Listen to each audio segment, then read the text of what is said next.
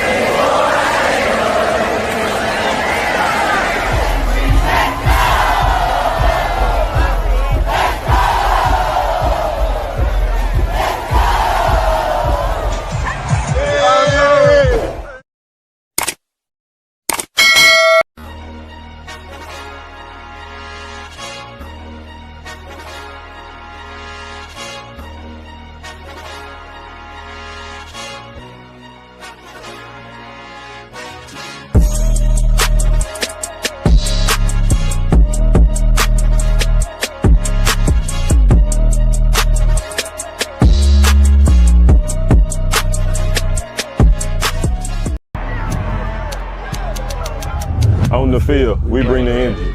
Ready to go!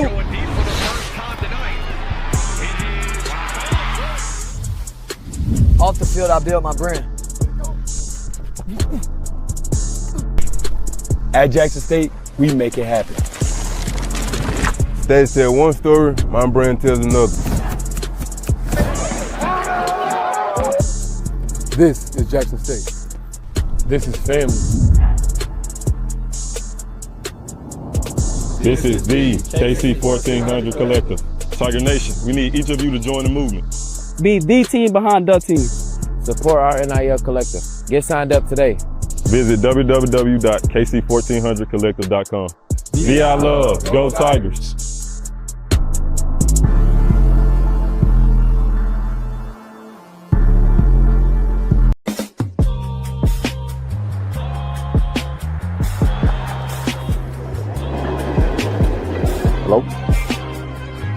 What it do, bro? Man, what's up, baby? I'm down here in the NO, man, working this HBCU Legacy Bowl. Man, big dog. What's up with that order? So we got 6 players down here this year. Oh, yeah, we're going to make it happen, man. Just let me put my spin on it. I bet. You look like Rick Deuce, man. Hey, another play.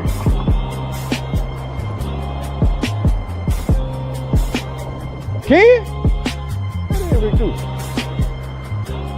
What up, Deuce? Nah, we got to switch this up. Hey, hold on one second. Public figure. Yeah, you clean now. Yeah.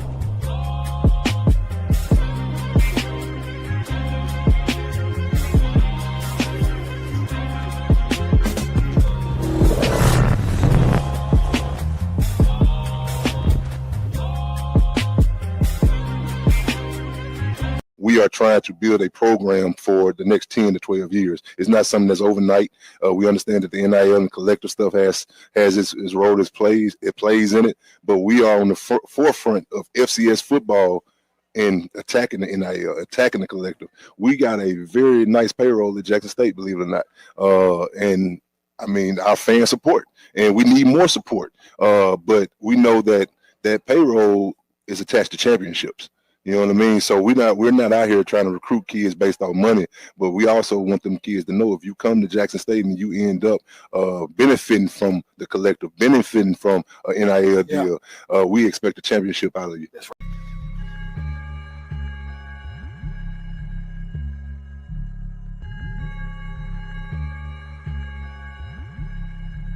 Wait. Before I go any further, hey, if you haven't done so already, make sure you get some of that cat head vodka and get down with KC1400. Hey, go over there and sponsor with them guys, man. Go ahead, pitch in. Tell a friend, tell them, make sure you get you some of that cat head. Hey, go support KC1400. Get you some of that cat head vodka for real. Just saying. What's up, everybody? Happy Monday. Happy Monday. Make sure you guys hit that like button, share button, subscribe button for me. And I ain't turned my light on. My bad. I'm acting all rusty in this thing. How y'all been, man? Let me get this light right. Oh.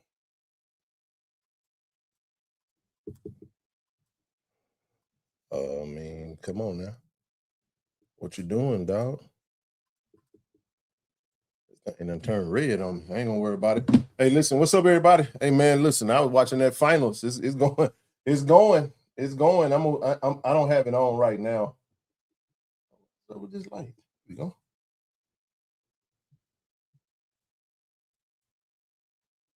Give me 1 second. There we go. I don't know why the hell the damn thing changed colors on me, man. There we go. All right, what up, everybody? What it do, baby? Hopefully everybody's doing good. Let me look in that chat real quick. It said KC red light special. No, dog. We ain't gonna do that one, dog. It's Jasmine with her eyeballs, man. What is up? What's going on, everybody? I ain't done with my slides. Man, I got caught in that game. And then, you know, it's summertime, so I got my chap coming to stay with me. So I've been trying to get her through the navigation of the airport, something that Daddy do all the time. And so, you know, I had to make sure she was good to go. Hopefully everybody's doing good, man. And got a lot to talk about tonight. A lot to talk about. Give me just a hot second, man. I'm going to finish these last couple of slides, and then we'll get started, man. What's been up, man? How y'all doing, man? Hopefully y'all had a good weekend and had a good day. Let me see who been in this chat. What up, dog? Jasmine, I see you. Tiger Nation. Knicks, yeah, man. Hey, man, I've been enjoying this series, dog. What up, brother Poe? I see you, baby. Velvet. She said, I got mine. I heard that. Make sure y'all get y'all season tickets, man. Make sure you get your season tickets. Share the stream, let them know we live. Man, we just gonna have to go up against the finals, man. It is what it is. At this point, it don't really matter. We gotta. It's a lot. It is a lot going on, man, and I do mean a lot. It was a heck of a week for Tiger Nation. I want to say thank you to everybody that donated to the Flip Sled initiative. That's what I'm actually uploading right now. I have forgot to put the photos for the Flip Sled. So if you guys have been paying any attention from social media, you know that you've seen it. Supposed to have been getting a video from Austin, but he was still chopping that up, man. The guys are using them. They listen, they are in rotation right now. Heavily in rotation, getting used. Coach kill you glute. He he over there getting it up out of him, man. He getting it all the way up out of him. I love that. I love every bit of that. So pardon me, y'all just gotta forgive me, man. I actually was supposed to have this done. Like I said, man, I got severely sidetracked because my daughter, she's 17, man. So she having to navigate. Oh, she got that cat head. Oh, okay. I see what you mean. I see you. You drinking some of that tonight? You drinking some of that cat head tonight? But yeah, I just been on the phone and making sure she was comfortable. I wasn't able to go and meet her at the airport, and I'm actually kind of glad I wasn't, because I feel like, you know, she's of the age now where I want her to be kind of self-sufficient and be able to maneuver and get around. She's traveled a lot. She's traveled some with me, so she knows what needs to happen, what needs to transpire. You know what I mean? So, all right, one last photo, and then I think that's good enough. I think we got more than enough. Let me say this and upload it, man, then we can get started. And I can put my TV back. I put my video, my whatchamacallit back on. Vanessa, what it do? All right, man. So anyway, it's a lot going on, man. A whole lot going on. We will start our interviews on Wednesday. I said Monday, but Monday is not a good day to get started on interviews, especially given everybody coming out the weekend, everybody trying to get situated. We got our players scheduled. I got interviews scheduled all the way through. So we'll have a guest on Wednesday. We have a guest on Monday. We have a guest on following Wednesday. Now, next Wednesday, we're going to have Coach Trey Johnson on. We talked today. We finally agreed to a date. We are right in the midst of fundraising for men's basketball. You know, we got to get things squared away and get it taken care of. So we're going to have interviews. We're going to try to, I wouldn't say interviews, but we'll have segments each show starting Wednesday with someone popping up on the show that we want to get. What up, brother Q? What it do, baby? How you doing, man? Hopefully you're doing fine. I don't need another camera angle. Come on, thing. But man, I am, y'all know me, man. I'm a hooper, man. I love that game of basketball, man. So it's hard to do these while the finals is on. But I ain't want to take 2 weeks off and be like, we ain't doing nothing till the finals go off.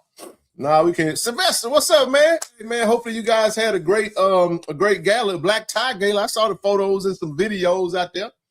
I saw you getting honored, man. You know what I'm saying? It's an honor and a privilege to have such a distinguished, high-ranking official in the DI Love community.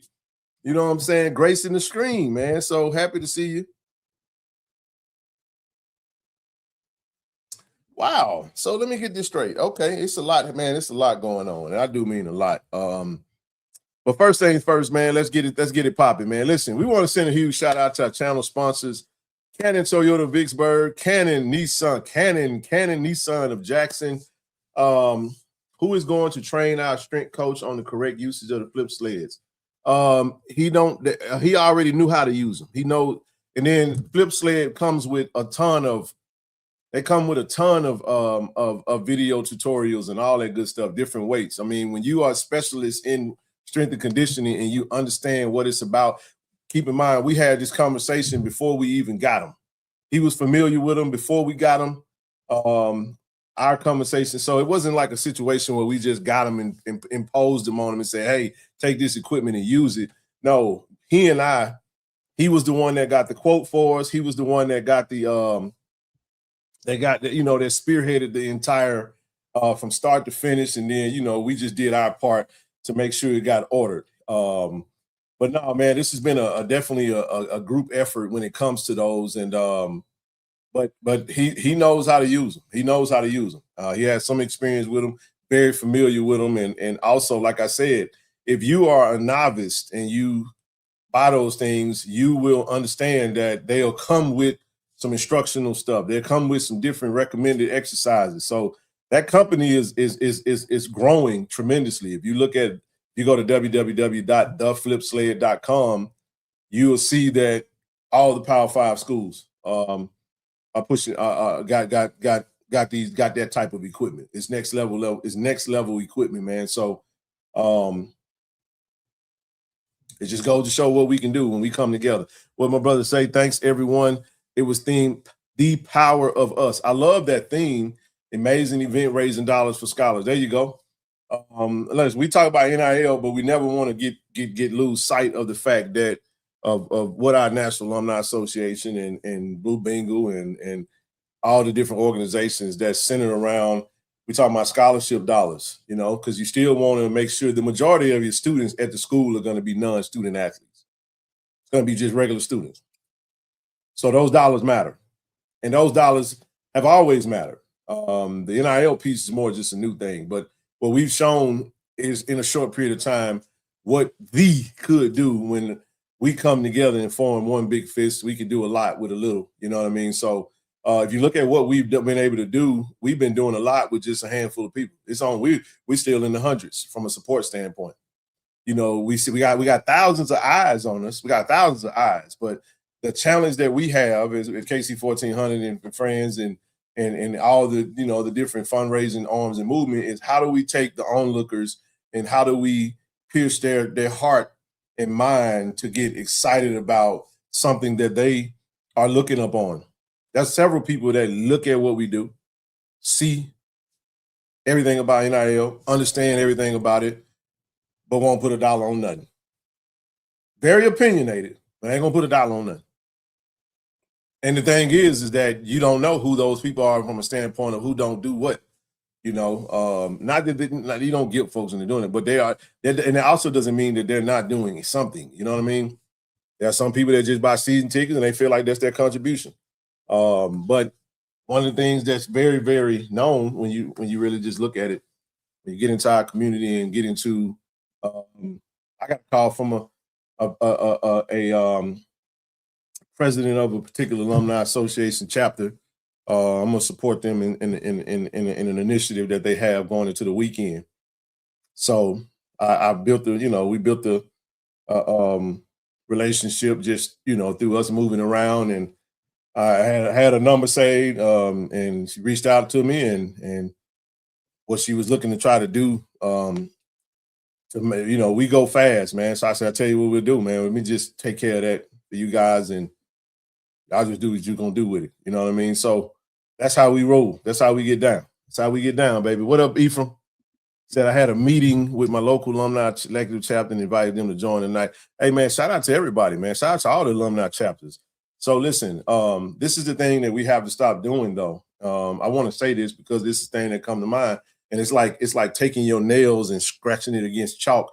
When I hear that, some of us in our community, within our space, feel like if you're elevating one thing, you're putting down the other thing. No, you can have separate individual things that are all important at the very same time, and you don't have to diminish one to elevate the other one. We just operate in a space of insecurity. It's way too much, man, and it affects how we think. Communities, from a community standpoint, we silently compete. We see folks having quote unquote motion, and they attribute that to one person. I fight. Y'all know, when y'all tune into this show, I fight vigorously to try to not shine the light on me, because even though I'm the figurehead and spearheading a lot of this stuff, it's never been about me, because I know that I can be as motivated as I want to be. If you ain't got no support, you ain't got no motion. So the motion come from, like I said, earning the trust of the people and folks deciding to back you and get behind what you're trying to do. There's a lane for everybody. You got that right, Jerome. There is a lane. We all have a lane. And one thing I never do is I never diminish your lane, because it's all relevant. We're not in competition with no group. I'm gonna let you sit on that for a minute. I said we are not in competition with no group. Every group is on our team. We're all on the same team, because if you're doing something and you're doing something and you're doing something, hey, great, man. It's the greater good for what we call DI love, for our dear old college home, right? We should be all motivated to do something, but I see a lot of it, and it's a lot of things I can say, but I won't. I'll just move on. You're doing a great job. Hey, man, appreciate you, man. You guys are doing a great job with your support. Only thing I challenge those that have been supporting is don't get stale on the support. Don't get numb. Don't get numb. See, a lot of times we watch the show off emotions. We support off emotions. We give off emotions. And then when things tend to settle down, we tend to do what? Go back to our regular scheduled program and be like, oh, it was only important for a little while. You know what I mean? So the challenge now is to stay in the fight, man, because we need it. It's greatly needed. And some of the things I'm gonna talk about tonight is prevalent to why that support is so so important, man. So if y'all don't mind, the finals is on, and I know it was halftime when I got started. So I'm going to do something. I'm gonna put my damn my TV back on so I can follow along in this game, and we just gonna suffer through this thing. Oh man, the Spurs got the lead again. See, man, they had a man. Heck, nabbits. All right, I'm gonna try to stay focused over here, man, and not get caught up in this game. And I will. I definitely will. So, nevertheless, man. Again, like I said, that's right. What it do, Lewis? How you doing, man? Said Paper Tigers, very opinionated. Yeah, that you're not gonna get around that. That's gonna always be the case. A great man, I'll just say it all helps the cause. Yes, sir. Rest in peace to my dear old good brother. All groups fighting for the same cause. That's right. Sooner we realize that, the sooner we can go faster. We can get to where we're going a whole lot faster when we, instead of doing this right here, we do this. That's how we do it. You know what I'm saying? You can pack a mean punch when you come together. All right, enough about that. Back to what we were talking about, man. Let's make sure we huge shout out. Listen, if you're in the market for a new used vehicle, man, head over to Cannon Toyota Vicksburg. You go to Cannon Toyota Vicksburg, but head over up on the hill to Cannon Nissan. Go see Will and his team, Ron and the crew. Tell them that KC1400 sent you. Every time a car is sold, they donate $150 to the collective. So we need to get some cars sold. All right, go tell them they keep us rolling. They do so much. They've supported NIL. I greatly supported our NIL efforts in a major way, and we greatly appreciate that they do. Hey, Lord, what are you talking about, Jan? All right, and that last but not least, we got Auto Masters, man. Again, if you're looking for a cost-efficient vehicle, and they can find you what you're looking for to fit your budget. 601-927-7794, man. Give them a call. Tell Brother Timothy Poe, Terrence Miles, and we're looking to do some even greater things with our partners there. We're on our road to 10,000 subscribers. We almost up to 9,100. So, let's keep it going. I appreciate everybody that's a channel sponsor. I wish we had 9,000 people watching the show every time we come on. But, a lot of times with subscribers, you may get them to look at it. They people change their habits quite often, man. It's a very unique time in society right now. So, the game got a little chippy, I see. Okay. I want the Knicks to win. I never thought I'd be rooting for the New York Knickerbockers like that. But listen, man, hey, let's keep it moving, man. Again, appreciate everybody that's coming in. Make sure you do me a favor when you come in. Hit that like button. Hit that subscribe button. If you're watching on Facebook, do me a favor. Head over to YouTube, KC1400 Media. Make sure you hit that subscribe button. Because Facebook be having some weird things that happen, man. That'll come with copyright. Now it's weird. We stream it on Facebook, but nevertheless, YouTube is where it's at. If you're watching on X, appreciate you. If you have to come out of your phone to look at it, go to YouTube and put it on. If you don't mind. Oh man, come on, y'all. What y'all doing, man? Get Jordan Clarkson. He a bucket getter too. They got that real bucket getter in the game. All right, man. First up, man. Want to start with this, man. Just a very just a heartfelt condolences to a fallen Tiger, man. For those of you who haven't known about this, definitely wanted to just start the show off with this, man, and just give a man. What is up with this light, bro? Like, how are you turning colors, dog? Like, how is that even possible?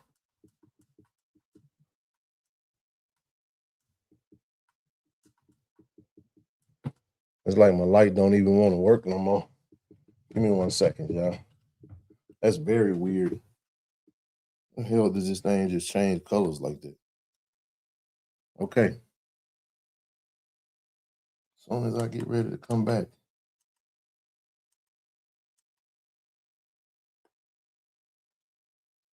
That's weird as hell. You gonna turn red on me again, big dog? All right. Somebody said disco strobe, man. I don't know what's going on with this light. I don't know. We good for now. But anyway, man, listen, want to rest in peace, man, to our Darius. We know him as D.D. Bowie. Unfortunate loss of life. He's a huge fan of D.D., man. When D.D. transferred to us from Ole Miss under Coach Tony Hughes and John, well, really, I want to say it was John Hendrick at the time. Just an absolute football legend in Morton High School. Same high school as Deuce McAllister. Very close to Shea Hodge and those that played a role in him, getting recruited out of high school. Man, it was a very, very, just when I got the news and we talked about it in the chat, man, this has just been a very just tough year for Jack State Tigers, man.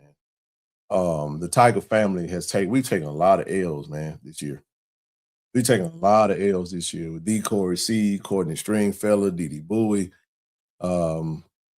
sweetheart that worked at the university. I mean, the list just goes on and on and on and on. And my admonishment to all, man, is just appreciate life. Because, and I could name so many, I just don't want to go down that road trying to remember who all died. And it's just June, man.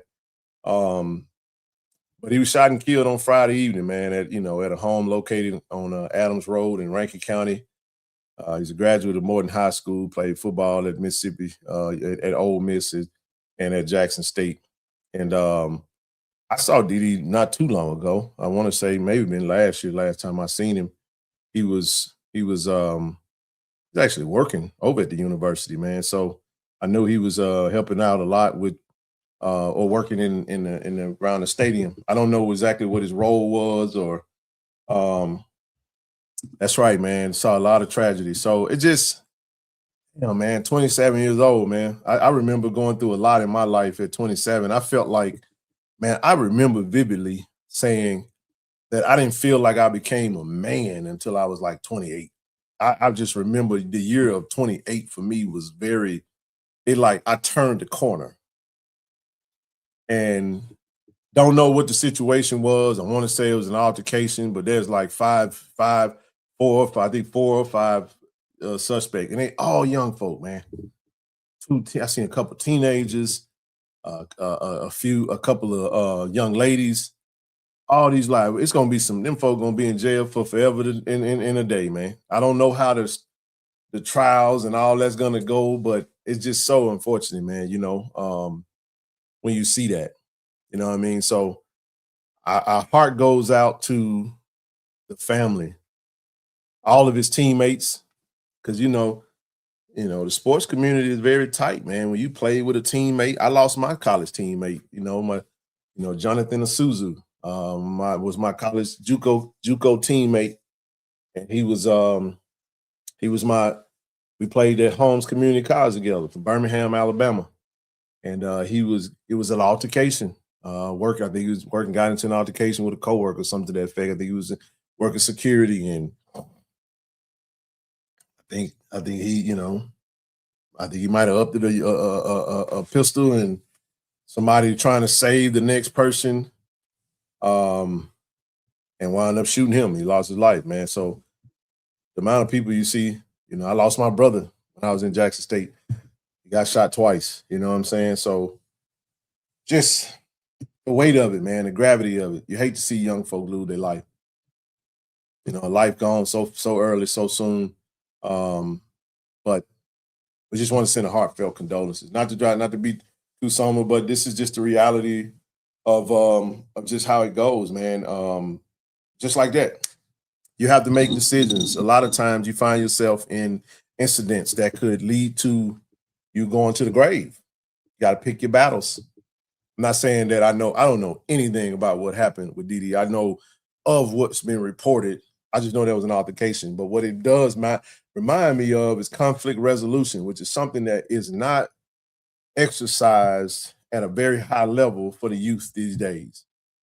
We do not resolve conflict at a high level in our community. We just don't. The smallest little thing will lead to gun violence. And I want to say he was shot in the chest, and they say multiple shots. So you almost can paint a picture. You know what I'm saying? 2 were arrested for murder, and 3 were arrested for accessory after the fact. 5 folks, that's 6 lives, man, affected, and all the other lives that are affected. I don't know how many kids Didi had, but I'm sure he was a father. If I'm not mistaken, I'm positive he was a father. But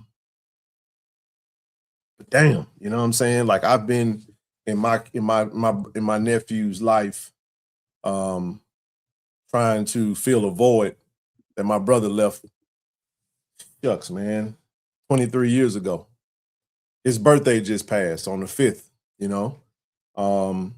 Those voids never get filled, man. It never get filled. You never get over certain deaths, man. You know what I mean?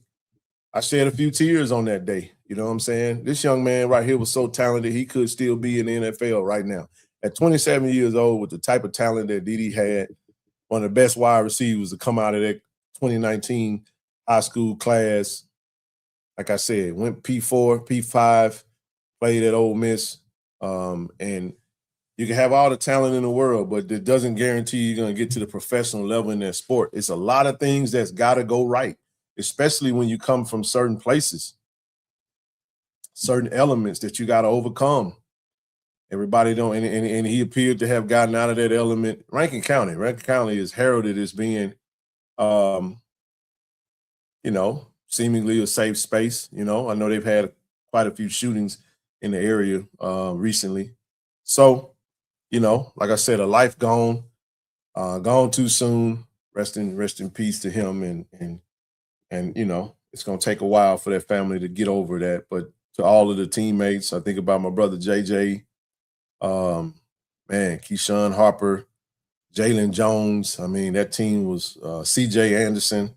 I mean, the list goes on and on of all the guys that we were very close to. We weren't winning a lot of games during that time, but we won enough of them, So I remember JSU Thursday night. Yeah, that Thursday night game at Prairie View, where I think Keyshawn Harper was a busted play. Keyshawn Harper picked that thing up and he threw it to Didi for a touchdown. It was a running back. It was a pass from the running back. So, and I want to say Didi got a chance to play in that spring for Coach Prime that first season. If my memory serves me correctly, maybe he didn't. I think he was with the team. I don't know. Something to that effect. Or either he started off and didn't finish with the team. But again, just wanted to start off by honoring our fallen Tiger, man, and just I sat still for a while and just kind of just was in thought, because I'm saying to myself, damn, 27 years old, man.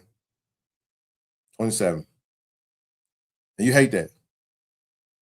You hate that. Damn, that's a big shot by Jordan Clarkson. That boy balling right now.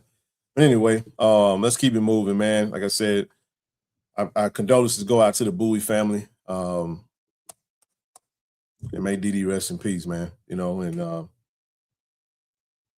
love on your family, man. Love on your family, and find a resolution other than violence. You know what I'm saying? All right, let's keep it going, man. Listen, I'm gonna come back to the NIL stuff, man. I just kind of tough to to talk about that and start talking about NIL stuff. So I'm gonna pause on the NIL stuff and I'll come back to it. If you guys don't mind. You don't mind. What I will go here though. I will go here. I want to say again, I appreciate everybody who participated in this initiative. This is a great initiative. Very fun. These have been in for about a month now, but we finally were able to have them unboxed and get them over to the facility. And I just, man, I applaud you guys. The design, now I did come up with the design. The sleds are black regardless, but talking with Coach, I did not. This was in harmony and with collaboration with Coach O. So showed him the first design. He made a few tweaks. We wanted to make sure we had the JSU logo on there, and we also got the KC1400 collective logo because, again, like I said, we together came together to make this happen. Got the red arms is you can take those off because when you're flipping, you're not gonna have those on. Gordon Red, man, is I'm a big fan of that. I'm a big fan of it. So I felt like, we could have made it navy. We could have. Looking at these now, they could have been navy, but I felt like navy on black, it just doesn't pop like it need to. I wanted that pop. So again, they'll use and then also there's a lot of equipment out there, like a lot of bags that we use, a lot of dummies and stuff like that we use that is red. So it was in harmony with that. I was able to find the logo, find the Jackson State font. And I wanted it to look just like and be uniform with what we see already out there in circulation for the Tigers. What up, Al B? What do you do, baby? But this is some next level equipment, man. This is next level, man. And honestly, this is a $20,000 investment. Let's not make no mistake about that. It's a $20,000, right? So we spent $20,000 on 4 of them, and these 4 is, like I said, is to add to the artillery of what we already have.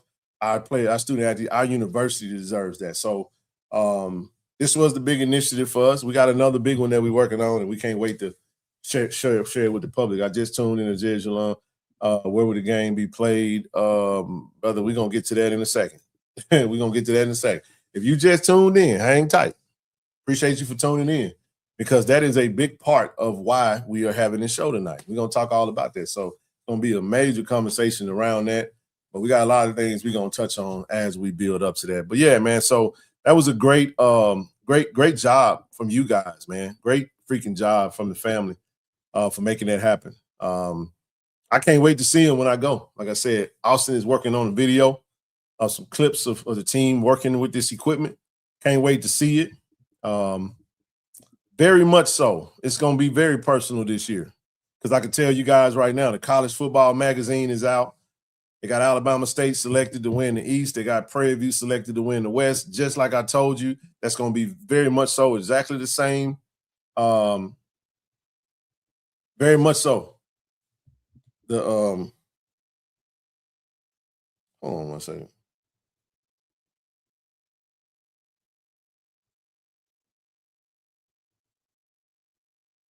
So, again, it is very personal. The better place would have been in Chicago. I know it wouldn't.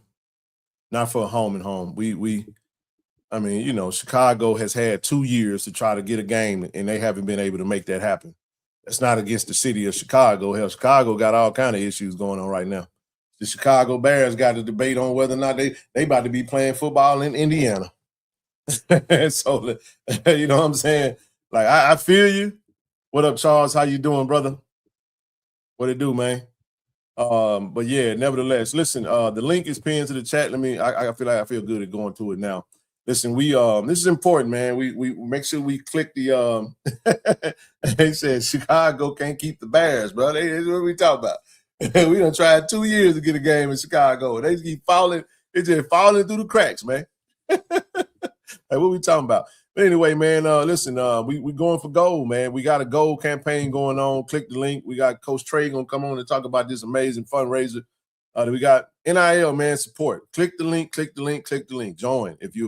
Let me say this, man. If you are a member, if you already joined, if you paused on your support, as soon as you can come back, please do. If you did it in one time and you're not doing it now, come back.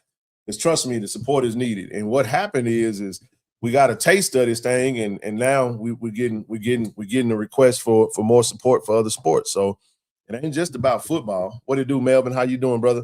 It's not just about football. It's about every sport. And we've supported 9 we want to do more. We got other ways to make that happen. Appreciate y'all for supporting the Cathead, the Greenwood Initiative, as well as the Point City Brewing cocktail mixes, even the socks. We're gonna have all that. We got more stuff coming down the pipe, which has equated to what we've been doing. Total of over $1 million in support directly to the university. You guys have done a fantastic job.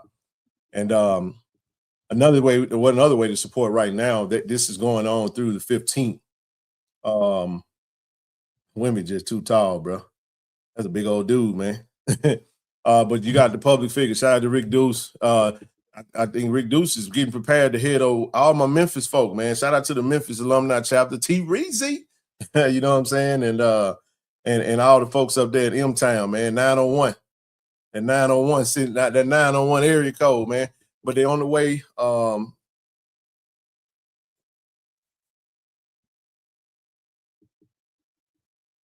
I don't know what you talking about. Oh, you talking about Chicago. But, man, go to I Am Public Figure, man, and grab this jersey. It's a direct support for men's basketball, okay? Hey, man, happy birthday to QB1, man. Got brother Jared, supposed to have him on Wednesday. Big birthday shout out. How old is Jared now? Was he 19 now? 18, 19? I think he's 19. 19 years old, man. Yeah. 19 years old. I want to say 19. I'm almost certain he's 19. I ain't gonna say 18. That'd be crazy, but 19 years old, man. Yeah. So happy birthday to Jared.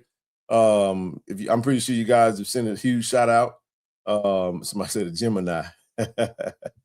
I'll keep my comment to myself. Shout out to the Geminis out there. The two-faced, the only sign with two faces. But nevertheless, man, I'm just kidding. My brother's a Gemini. Actually, I had two brothers that were Geminis, man. So why do we keep turning the damn? Well, not we. Just keep turning the damn ball over, bro. Like, what are we doing? All right. Anyway, happy birthday to the quarterback.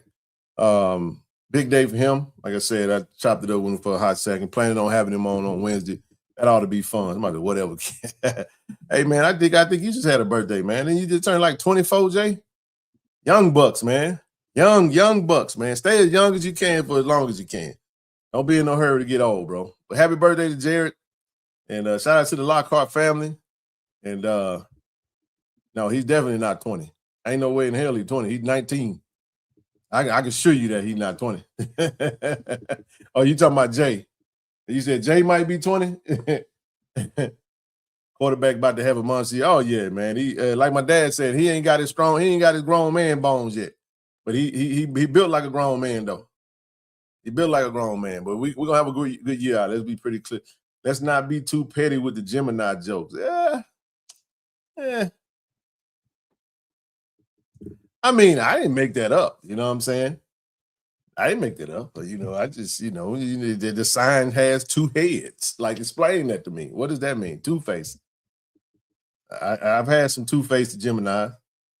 They treat you one day they this way, the next day they a whole nother way. They just switch up on you. You know what I'm saying? But shout out to Jared, man, and hopefully he had a great celebration of his birthday. We'll mention that when he get up on the show, and we're going to talk a little. Like I said, it's going to be a good time. Definitely a good time. Let me look at this little one play right here, man. Come on, we need a bucket, bro. They doing stupid stuff right now. Knicks ain't going to win this game tonight. I hope they do. But I doubt it. Look at Wimby. Wimby be flailing his arms at Von Castle for 3. All right. Anyway, get your season tickets, man. Season tickets are on sale. Look, we got seat reserve as well as single game tickets. Shout out to the Gemini twins. There you go. So listen, this Friday, we got a Food Truck Friday going on this Friday.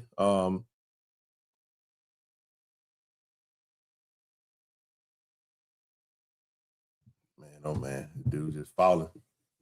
Food Truck Friday at the Vet, June the 12th, 11 a.m. to 2 p.m., presented by C-Spire. Season tickets for youth, limited availability, $110. General admission for season tickets is $170. Reserve seats, $235. Season and box seats, $300. And all the rest of the prices, man. Get your season tickets. We need to get to 10,000 season tickets, man. It's absolutely necessary. Let's do it. We can make it happen.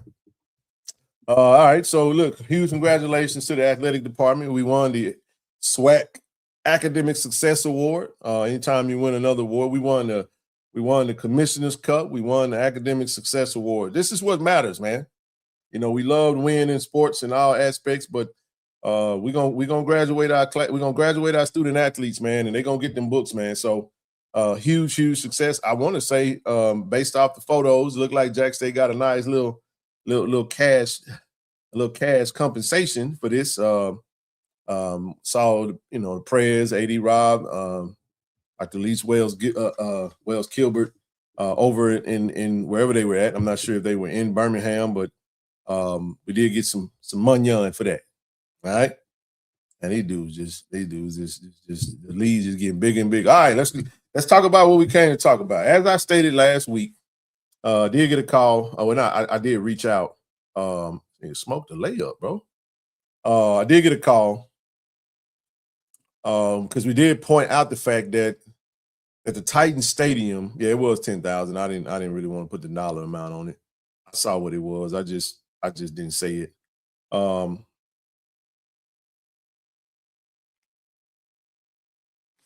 Man, they call him bull junk now.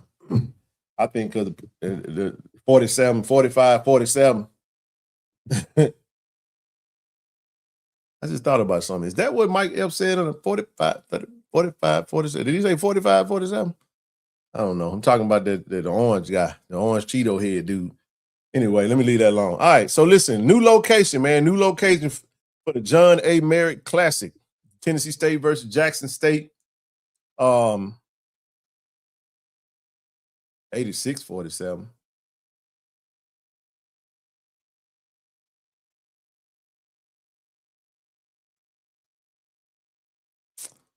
But the John A. Merritt Classic. So here's what has transpired. The Titans will be playing the Chicago Bears that same day. Now, this stadium is about 5 miles apart.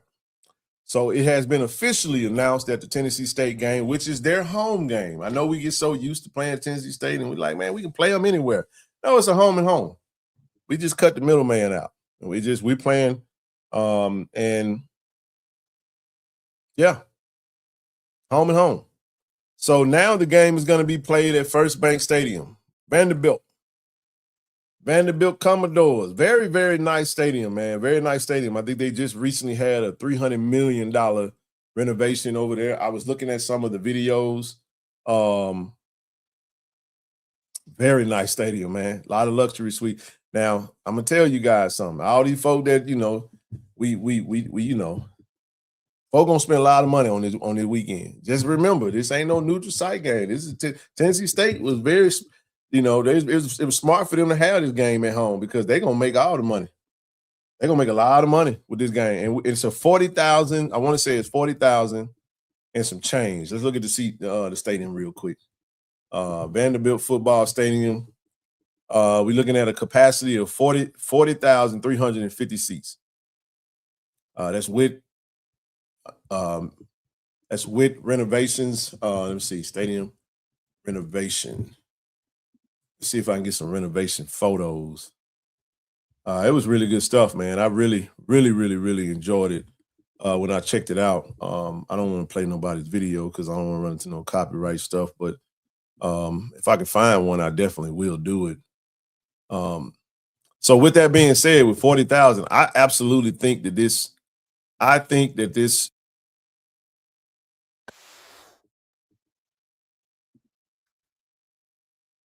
One second, man. What world, bro? Golly. All right. So let me do this. Since we have it, I'm gonna go ahead and share my screen. If you haven't taken a look at it, don't know exactly where the game will, where everything is gonna be situated. But this is the stadium. And I think they got luxury suites on both end zones. In both end zones. Very, very, very nice stadium. So I'm saying that to say this. When the season tickets go, when the tickets go, the tickets go on sale next Monday. I don't think it's a bad seat in the stadium, honestly. from what I'm looking at. The optics will be really good. Yeah, it's gonna be, man, we're gonna pack this thing out, man. We're gonna bring 25,000 people ourselves. I'm telling you that. It's gonna be more Jack State fans at this game than there will be Tennessee State fans. And it's not even gonna be close. It's not gonna be close. But looking at some of the videos, I mean, so I'm not sure what a band would be. None of that stuff is known right now. I'm thinking about it. I'm usually on the field, but looking at them damn luxury suite, we might have a little KC1400 suite. You know what I'm saying? We might do a little something for Diamond Donors. At the game, we might have some little something. I ain't saying we gonna do it. I'm just saying I've been thinking about it. I showed talked to Dub about it. I said, man, I got to look at this thing. I got to look at them prices, man, see what they're looking like. You know what I mean? It's going to be a great time, man. Really good time. This is an old video, by the way. This is saying stadium to come. It's actually other videos out there that absolutely has everything on it that, that you want to see. So it's a really cool stadium. I think we're gonna pack it out. I really do. Let's see what he said. Viewer. We packed out Memphis regularly. We definitely pay. This is better. I believe so. I believe so too. Titan Stadium is nice too. I think it's been recently renovated as well. The thing about that one is I think it's seated way more. So with that, it has been. I saw this gentleman. I don't know if I can put this on the screen. But my man's in them did like a full video of like the amenities and all that good stuff. Like, so I don't want to play the sound on these videos because, like I said, I don't want to get popped. But you've seen enough. You get it. You've seen enough to understand. So when that thing go on sale, grab them tickets, man. Grab them tickets. We can pack the home side out. Whatever side we decide to pack out. Now, there's no disrespect to Tennessee State. It's not, because the Tennessee State going to be there. They folks going to be there. As a matter of fact, Ken, this will show the JSU faithful we don't need a 60,000. I'm telling you, bro, 40,000, boy, we in the game. Do you hear me? I would love a 38,000 seat stadium because I want Jack State to get – we need our urgency back. We just do not have urgency towards buying season tickets anymore because we got that big old stadium, bro. So anytime we go away and we don't have to play at at home, we'll find ourselves, showing up on the road, man, and taking things over. I listen. I love road games because every game is a road game for me. But I love playing at the Vet. But I feel like when we get on the road, we really, really, really show up in droves. And my dog, what did I do that for? How did I do that? I think I just completely removed the whole slide deck. Okay, here we go. I'm back. But yeah, man. So the game is going to be played. It's going to be played at Vanderbilt, man, and we can get that 1400 luxury. Oh, don't worry, baby. hey, trust me. That's going to be the first thing. Listen. I guarantee you. I'm trying to tell y'all, man. One of these days, folks gonna listen to me. I'm telling you, we love luxury. We are a people of luxury. I know a lot of people don't. Some people don't know their history, but I can say, I ain't gonna say something that I ain't trying to be controversial, but there was once upon a time where we were empowered. People that look like us, look like me. People talk about the Moors, but when you go into like ancient back in the day. Call it the dark age, whatever, however you want to say it. That's a fact. It's a fact. Richest man ever in the world was now what happened between then and now, that's another story for another day. But the point that I'm making is we come from that. That's why we love luxury.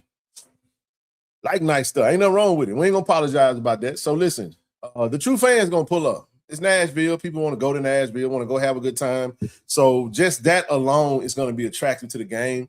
It's Labor Day weekend. I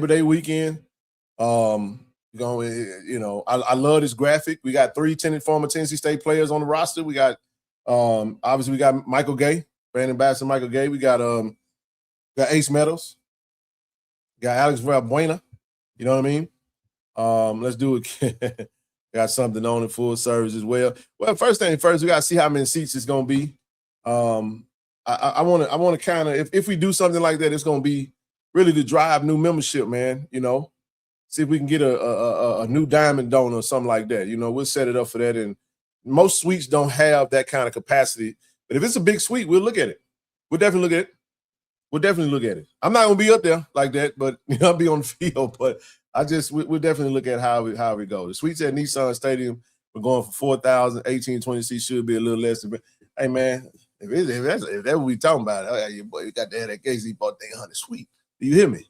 full bar, full food, all that. Now, it is going to be in August. It's going to be at 7:30 p.m. 7:30 p.m. kickoff. I love it. I love it. I love it. I love it. Now, the cool thing is you don't have to change your hotel accommodations. From Nissan Stadium to First Bank Stadium, 5 miles. It's a 5K walk. Now, I ain't saying you're going to walk the whole 5, but wherever you stand, you don't have to make no wholesale changes for this. Shout out to Tennessee State for pivoting pretty quickly. As of today, making this announcement today gives them another extended week to start getting the seating arrangements and stuff like that. This is not foreign to them. They've actually played multiple games at Vanderbilt before. Like I said, especially talking to my brother James Wade. This dude just fouled. He tackled with me on the 3. Lord have mercy. 5-point game. Anyway, but nevertheless, man, it's gonna be a good time, man. Pick the perfect hotel to book for the week. Hey, where you staying at, Jay? You must be right there on it. Well, you ain't gotta let her know where you're staying at, bro. I'm just put it out there. Man, that's a foul, bro. Anyway, now I'm a lot closer to the okay. Good deal. Man, it's gonna be a good time, man. I'm gonna try to link up with some folks. I have good folk that I know that live out there in Nashville, man, looking to definitely have a good time, man. It's gonna be a great time. But nevertheless, man, it's gonna be the kickoff of. Listen, man. hey, Blue, you feel me, baby? Oh my, that's right. That's right. The national championship FCS game was played at Vanderbilt. I knew the stadium looked familiar, man. I knew it did. I thank you for that, bro, because I was like, man, I wasn't sure if I saw it when I was watching Diego Pavia play last season or what. But that's right, man. The Illinois State, Montana State national championship game was played in Nashville at Vanderbilt Stadium, bro. That is absolutely right. So if you want to know what it looked like, if you want to check it out, hey, Blue, I like being on the field, bro, but I'm getting a little older. You know, my boy done had a little, you know what I'm saying, got a new hip, man. You know what I'm saying, got a new step in his stride, right? But we're going to be networking, man. We're going to have a mixer. I'm telling y'all right now, we're going to have a joint mixer. We're going to have a mixer, a little something at a cigar bar. We haven't figured out exactly where that's going to be just yet. We got time. When that information come, y'all know how we get down, man. We ain't trying to tax nobody, but we'll try to make it to where it's no cover, and we'll just make it to where their fans and supporters come in, maybe donate to the pot, to their collective. Our fans and supporters get ready, to try to support and donate to our collective. So, really good stuff, man. What Fred say? They said, I'm less than a mile from Vandy. Oh, baby. Hey, man, it's going to be a good time. Look, don't go out there and shit. We're going to go out there and take over Nashville, man. Y'all know how we get down. Just behave yourselves. It's going to be a blue out. Well, they already big blue, but you know what I'm saying. It's going to be a navy blue out around those parts, man. But it's going to be a good time, man. I can't wait for this game.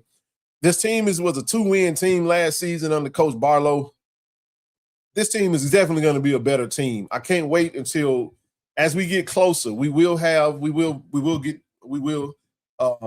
piggyback off our brother D. Corey C, and we will be bringing on those that represent the opposing schools that week of the game, and can't wait to talk this game, man. It's gonna be a fun breakdown. I'm gonna hang on whatever you guys do, Blue, because I know y'all do good work when it comes to breaking down them rosters. I tend to stay focused on Jackson State. I'm more of a specialist in the JSU. I love space, but I do stick my head up every now and again and kind of look around. I do feel like they had a really good recruiting class. It was solid, especially getting Matt Leone over there, offensive coordinator. They got some different coaching changes, and you can just about expect to see a much different team. Tennessee State don't be down long. Obviously, they took a dip because Coach Eddie George, who had a really good season, took him to the playoffs, got promoted to go to Bowling Green up in Ohio. So obviously, when he left, that team got decimated. So Coach Barlow came in and tried to get that thing back rolling. So it was good to for them to get back stable. And then too, like I said, Tennessee State, Jack State is just, John Merritt was at Jack State before he was at Tennessee State. But he left Jack State and took everything from us and took the offensive coordinator, defensive coordinator, and became a rivalry.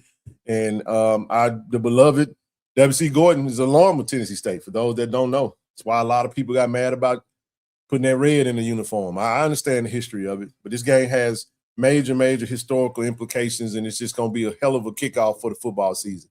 There's some massive games that weekend, Labor Day weekend. You got the Labor Day, I think it's the Labor Day Classic. It's going to kick the season off along with this John Merritt Classic. This is going to be awesome, man. So the update is out. It's official. We know where we're going to be playing, and we don't have to worry about any of that other stuff now. That's and one. Big shot, man. Big shot. I didn't know Messiah wasn't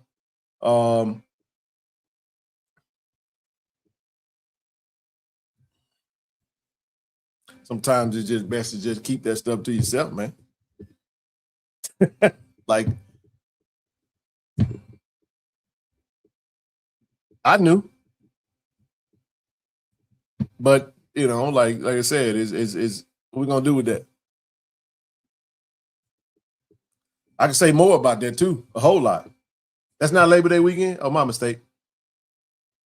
It's usually the beginning of the season. Since week 0 then. Okay, my mistake then. Okay, all right. When is Labor Day late this year, ain't it? Hold on one second. Oh, damn, Labor Day, September the 7th. I have been quoting that wrong. So this is week 0. My mistake. Labor Day is going to be September the 7th. Thank you for the update, Miss Pam.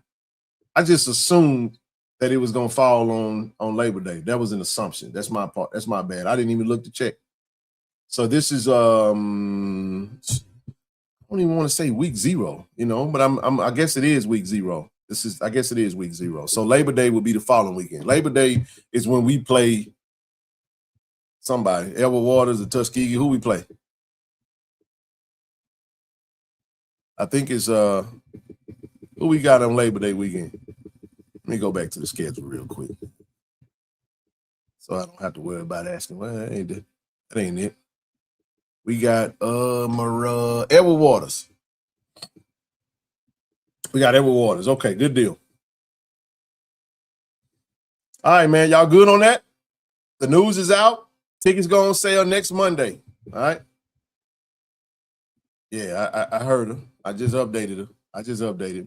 Appreciate the update. I've been saying Labor Day Classic and all this and that. That same weekend is not. Labor Day Classic the following weekend. I was not looking at the calendar. Like I said, it was an assumption. That's my mistake. But it will be. So this is the equivalent of week 0. This is the week 0. I know when Labor Day is. I said I assumed that it was going to fall on. I thought Monday was the 1st of September. So I didn't. Again, I'm moving on from that. The correction has been made. Thank you, my lovely Tiger family. I need that 3, Landry Shamet. Come on, baby. And we're missing big shots. We needed that one. All right. Congratulations to Jimmy Smith, man. Got inducted to the Black College Football Hall of Fame. It was a great time. See, Dr. Doom showed up.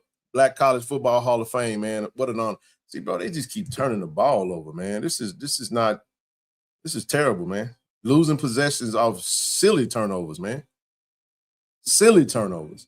And then James Houston won the Black College Football Player of the Year, man. It was a great day for the JSU Tigers on this past Saturday in Atlanta, Georgia. It was a nice class.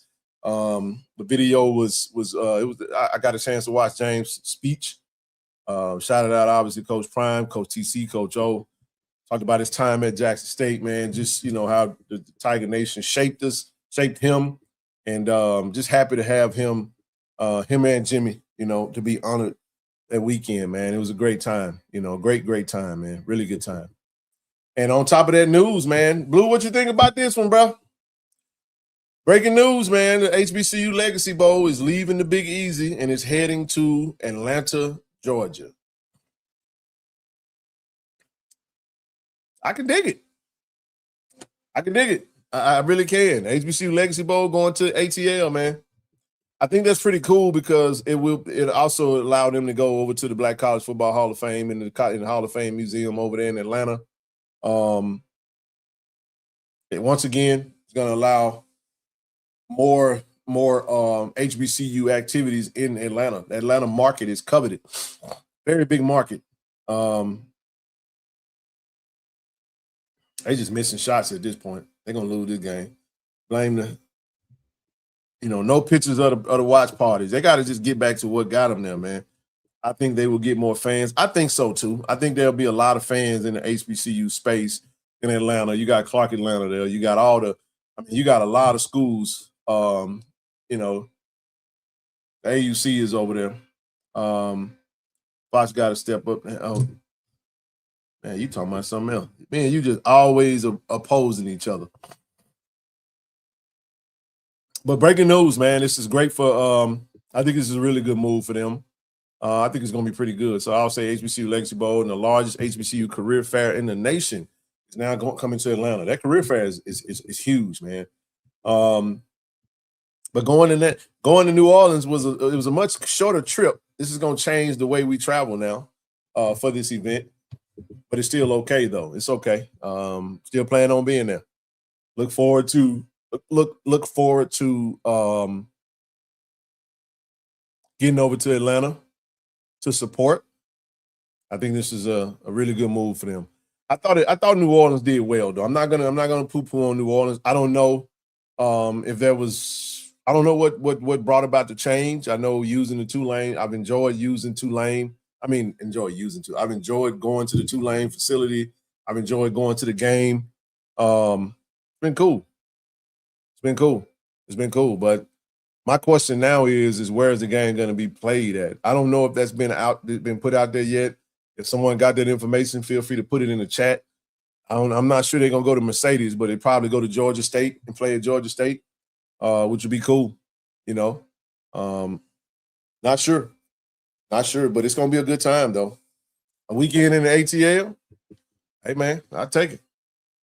So it's going to be pretty cool. That career fair is great that career fair is amazing, man. A lot of kids get a lot of jobs opportunities from that, man.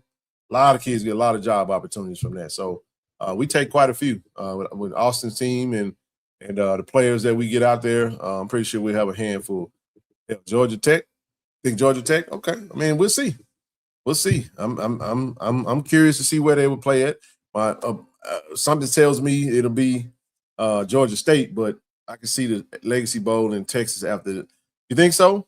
I don't know. I think this puts it in. I think this is a central location for all.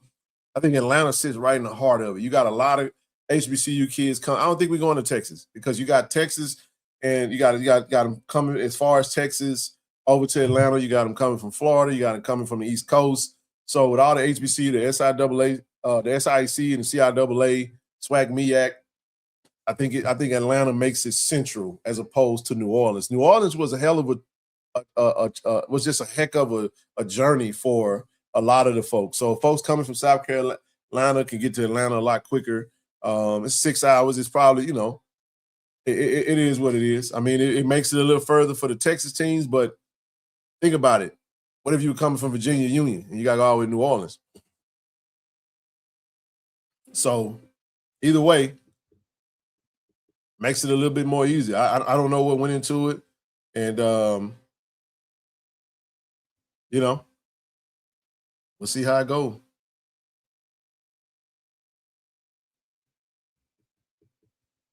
All right. Big story here, man. Big story here, man. Alabama State was made, so the NCAA, this is huge, man. This is crazy. I'm, a betting situation. So this is from the 2024 national championship, I mean, the SWAC championship team said Nashville may be a better. No, they're not going to go to Nashville, bro. I don't think it's based off location. I think it's based off of the market. Atlanta market for HBCU football is way better than Nashville. Nashville has no bearing on it. It just doesn't. It just doesn't. Atlanta's where it is. That's why the SWAC championship is played. I mean, the Celebration Bowl is played. That's where the MEAC SWAC Challenge is played. And now you put the HBCU Legacy Bowl in that same location. It just makes more sense. But yeah, man. But I don't know. What I don't know is I'm gonna get to this story right here. This was unbelievable right here. So Center Parc Stadium, Atlanta, Georgia. Center Parc Stadium. Okay, there you have it. There you have it. Is that Georgia State?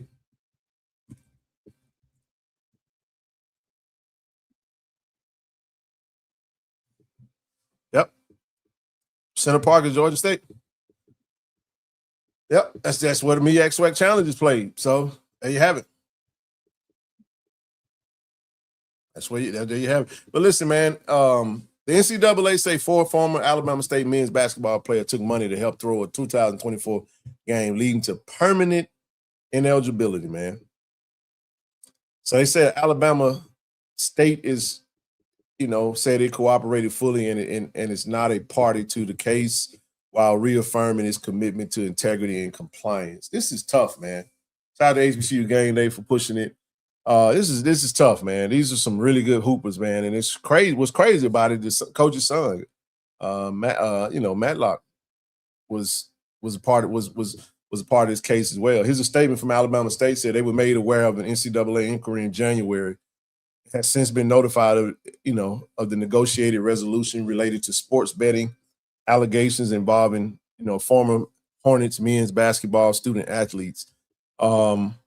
Very disappointing outcome right here, man. Just when you look at the money and they're gonna forever have a stain on their reputation, throwing the game, mind you, of blue chips, right? Although the institution is not a party in the case, it fully cooperated. So when you look at the players that were named, you're looking at Tony Matlock, the coach's son, Sean Fulcher. These are some really good hoopers, man. I think Matlock was done. Corey Hines was a dog, and then Amar Knox was a hooper, man. He was from Memphis, Tennessee, if my memory serves me correctly. And we talking about for $2,000, bro. Total. $500 a head. $500 a person. And said that the game was the USM game. Did they have to do something to throw? I mean, USM ain't been no world beaters, but I didn't watch the game. I don't know the footage. I don't know how they were able to pull it. I don't know if it was a setup, but it does stand to reason. They have asked the question of whether or not is HBCUs an easy target when it comes to this, talking about the disparity with NIL. I don't think that's the case. I don't want to go down that path. They did win the SWAC. I don't know if that's going to affect any of that outcome. I don't think so. I don't know. But $500, bro, to get permanently banned from the NCAA is tough. That's very tough. Damn, Cat needed this shot, bro. That ain't needed that. That was a big shot he missed, down 6. But now your face and image and name and all your name, image, and your likeness is being plastered around the world for being unethical and taking money. Oh, they were up 3 after halftime. Wow. Interesting. They wound up losing by double digits. I want to say, 15, 16 games? Something to that effect.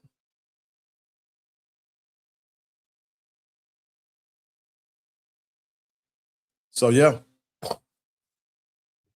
Here we are now. That team was good, man. That team beat then they beat St. Francis in the NCAA tournament, won the SWAC.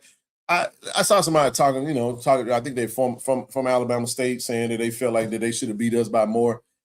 Jack State don't feel that way. Jack State feels like we let y'all, we gifted them a championship because we didn't have no business. We didn't sub enough. We lost 2 key players in that game to injury. but we still should have won the game. That was our game to win, and we let them off the hook. So feeling like you could have beat Jack State more is comical to me, but we shouldn't even lost the game. I see that game to me is like the Pine Bluff SWAC Championship in at Legion Field, man. That's how I see that game. We gifted another team a championship because we just didn't close the door, man. And that is a stain. But I'm pretty sure Alabama State. Look, Madlock got the hell up out of there and went straight to Memphis. He went to Memphis. Now he's an assistant coach at NC. Penny has had his share of issues with the NCAA. But I'm not saying that he's unethical. I love Penny, and I think that oh my God, that's a big shot. Wow, that's a huge shot by Dylan Harper, bro.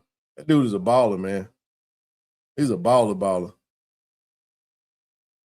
Was that Harper? Yeah, that was Harper. Yeah, that kid be hooping. But yeah, man, but nevertheless, man, I don't blame him for getting the heck up out of there. You can go get a 6-figure salary. You ain't got to be sitting back looking, and then your son, part of this ring. I don't know how I don't know what else is going to happen. Thanks for ripping the scab. But no, we're just talking about it, man. We're just talking about it. Let's keep talking. For more NCAA news. And why is this stuff is important? I know that, look, all this stuff is relevant, man. It's all relevant. This was huge today, though. This is huge. I had a few choice words about it. And listen, this is not, my thoughts on this is not about right or wrong.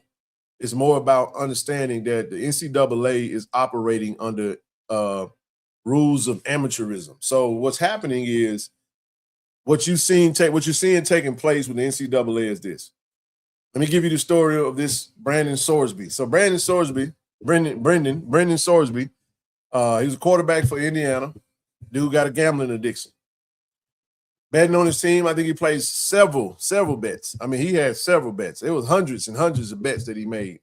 I want to say it was totaling, what, 90,000 or something. I don't know how much money it was, but it was a lot of money he made bets on. Even bet on his own team. And he was ruled ineligible by the NCAA the other day. And then it says, breaking news, a judge in the district court in Lubbock County, bro, in Lubbock, Texas, man, has granted an injunction requested by Texas Tech quarterback Brendan Sorsby. He's set for eligibility for the 2026 season. Now, all he's going to do is sit out for 2 games, and then he'll be ready to play.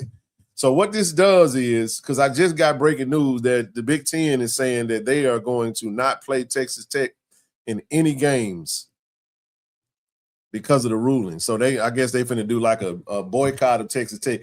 And this is what makes it's comical to me. He will play this year. Yes, he will. And here's the thing. I take the mindset of, you know what I'm saying, what make you laugh also turn around and make you cry. Because the judges these days, I agree. I agree that there may be some corruption in that. But let's also look at the fact, big shot Brunson. Down by 3 with 33 seconds to go. This is a tight game again. See if they're going to make it. This pissed me off. Ain't no way allowed this having Bama State players. Well, these are 2 separate things, though. It's 2 separate things. In the same family, but they're not the same thing, though. I don't know how much eligibility the Alabama State players had left over, and I'm not saying that the punishment, was the punishment was what it was. You can't. They fixed the game, though. That's a game that they were playing in, so that's way different than betting on a game. You know what I mean? Man, don't nobody give a damn about no goddamn Fox, man. And what are you talking about? So what? I don't care. We know how much they're getting paid. But he filed an injunction for him to get eligibility. So he said he cannot play in Texas Tech first 2 games, which was the penalty his legal team suggested to the NCAA. I don't know if it's self-reported. It said Sorsby. So this is what his attorney said. It's just a result. It is a just result.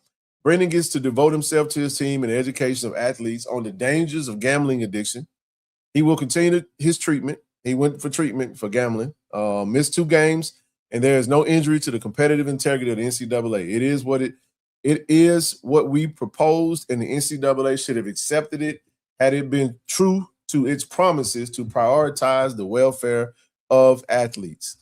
I'm gonna show you one more state of comments, and then I'm gonna get to my thoughts on this thing. Big loss for the NCAA in the Sorsby case. The NCAA will continue to lose cases when it acts arbitrarily and capriciously. What the hell is the word? Capriciously. This isn't an antitrust case. It's based on breach of contract. And there's a lot of laws, there's a lot of language in the bylaws of the NCAA as far as this type of language, right? And the breach of fiduciary duty. The antitrust exemption won't excuse the NCAA from the inequitable treatment of athletes. There are several cases, though, when the NCAA has deemed players ineligible when they should have been eligible. Whether you got the school and the student athlete presents their case and they want, oh my goodness, it's a 2-point game 9 seconds ago. Wow. So, but the NCAA will deny waivers all day long. And then the only way you can get past that is to file a TOR, a TRO, a temporary restraining order, or to ask for an injunction. What the temporary restraining order does is it stays the NCAA from messing with you, and it allows you to be able to go to court and file for an injunction. The injunction basically allows the courts to overrule the NCAA and make those decisions to allow players to have eligibility. That's just the way it goes right now until they make some. So here's what has happened. The NCAA has made it legal for student athletes, because this is what they're saying. A random judge somehow has more power than the NCAA for a second time this offseason. The local court has overruled the NCAA's decision about NCAA's own rules and made their hometown team's quarterback eligible despite repeated denials from NCAA. Within that story that's not being told is there are several times that the NCAA will deny waivers that they shouldn't deny. That's the other side of this. Now, I ain't defending Sorsby at all. I think that's a joke. I think the decision for him to be great, my mind is blown away by that. But what I'm saying is, when you're delving in a sport, in a industry, in a space where you are operating with rules of amateurism, but you bring in free enterprise, you bring in money, all of this stuff is a factor of that stuff, man. When you start giving 18 to 24-year-olds millions and millions of dollars, you start letting money come in and dictate how we're going to operate and do business. But you don't have the unions, you don't have the collective bargaining, you don't have none of the stuff in place that's designed to protect them. You get what I'm saying?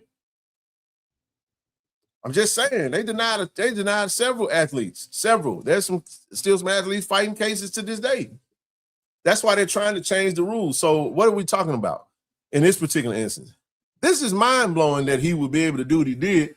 But there is a rule in the NCAA bylaws that speaks to the NCAA does have they absolutely have they have to deal with all athletes in good faith. You have to. And it talks about them treating them with equity. It's oftentimes the NCAA treats athletes with inequity. We said, no, your season in your career is over. You sue, we win. So that's not going to change until somehow. That's why they're over there begging the NCAA, begging Congress to step in and do something, because what it does allow is it allows them to have a little bit more power. And until, I don't know what's going to happen, but I do believe that. Let me see if he make this free throw. He made it. They up 4. 6-point game. All them damn turnovers, man. It hurt. It hurt. So gambling should be removed from college games. Again, it's hypocritical to have gambling companies be sponsors of your league. All you're doing is promoting sports betting. How many times have you seen? How many FanDuel commercials have you seen? Sports betting. I mean, I don't get into sports betting because gambling is an addiction. I've seen addiction from this standpoint in my own real life. Not that I've dealt with it, but I've been affected by someone's gambling addiction. You know what I'm saying? I won't speak more than that, but I'm just saying, you've seen people go in and it's just like any other addiction. You know, it's a dopamine rush. You know what I mean? And I don't know. It's something, a chemical imbalance somewhere in your brain that says I can win the next one, right? So you get hooked. But this is a part of it when you start putting money in this thing. It's going to be some other, when we talk about paying student athletes money, they're going to have to change their rules, y'all. They're going to have to. And those rules are going to have to start from, it's going to have to look like, because I know every time people say, oh man, why are they trying to put why are they trying to put a cap on the amount of money that people can make? Well, you want it to be a free for all because the big money people can throw as much money as they want. There's nowhere in any professional sport can you just throw money. Yes, the MLB does have guaranteed contracts, no salary cap, but it's a soft cap. They work within that, but there is a players union, there's a players association, MLB. There is antitrust, there is all that stuff is in place to protect those athletes. Right now, it's just student versus governing body. There is no organization. There is no way that this looks like that. There's nowhere else that you see anything that looks remotely close to that. Nothing. There's nothing. So the only model that's in the world that looks like what it looks like is the NCAA, because these folks jumped the gun on NIL and allowing kids to get paid, and now you have a free for all, not just with injunctions. Not just with injunctions, but it's with everything else. They just lost. I ain't finna blow it up and talk about, man, they finna go crazy now. They can blame Trump. Trump should have never came to that game. I ain't gonna now. It's gonna be. I'm gonna hate watching it. Now all the narratives about to start. But anyway, that's why I don't want them to win, because I hate the narratives, man. Absolutely hate them. Somebody just tagged me. So, yep. So here we go. So again, athletic officials from Nebraska and Georgia sent department-wide memos today instructing their coaches and sports deputies not to schedule Texas Tech. If games are already scheduled, the school may work to cancel their matchup. See, this is hypocrisy. It's hypocrisy. See, people, you can't have it both ways, man. The reason that Brendan Sorsby was able to get an injunction is because it's a loophole in the process. It's a loophole in their operations. It's a loophole. So again, they sent a letter to coaching staff based on recent development in Georgia, and that's crazy to me. I get it. But if it was their same, and I'm not saying that they would do it, but they go and file an injunction just like Ole Miss did. Ole Miss wanted to get Trinidad Chambers on the field. Get what they did. They filed an injunction. They did what they had to do. And if one of those teams had a player that they would, I'm telling you, those same players, those teams talking about we ain't going to play this team because of XYZ, how the hell are you going to punish Texas Tech for trying to get a loophole that everybody else uses?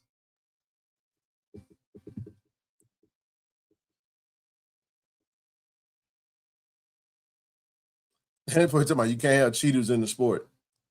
Again, I don't really care. It's not about us, but I'm just saying we play at the NCAA.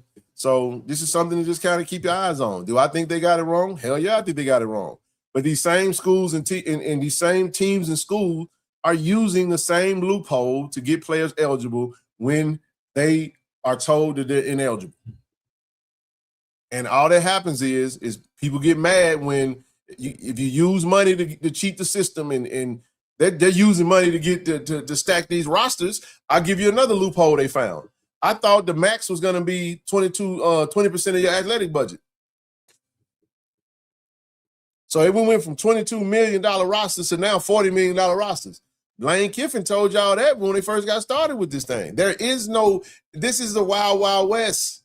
There are no rules. And I'm sorry, I don't feel bad for the NCAA. It is what it is.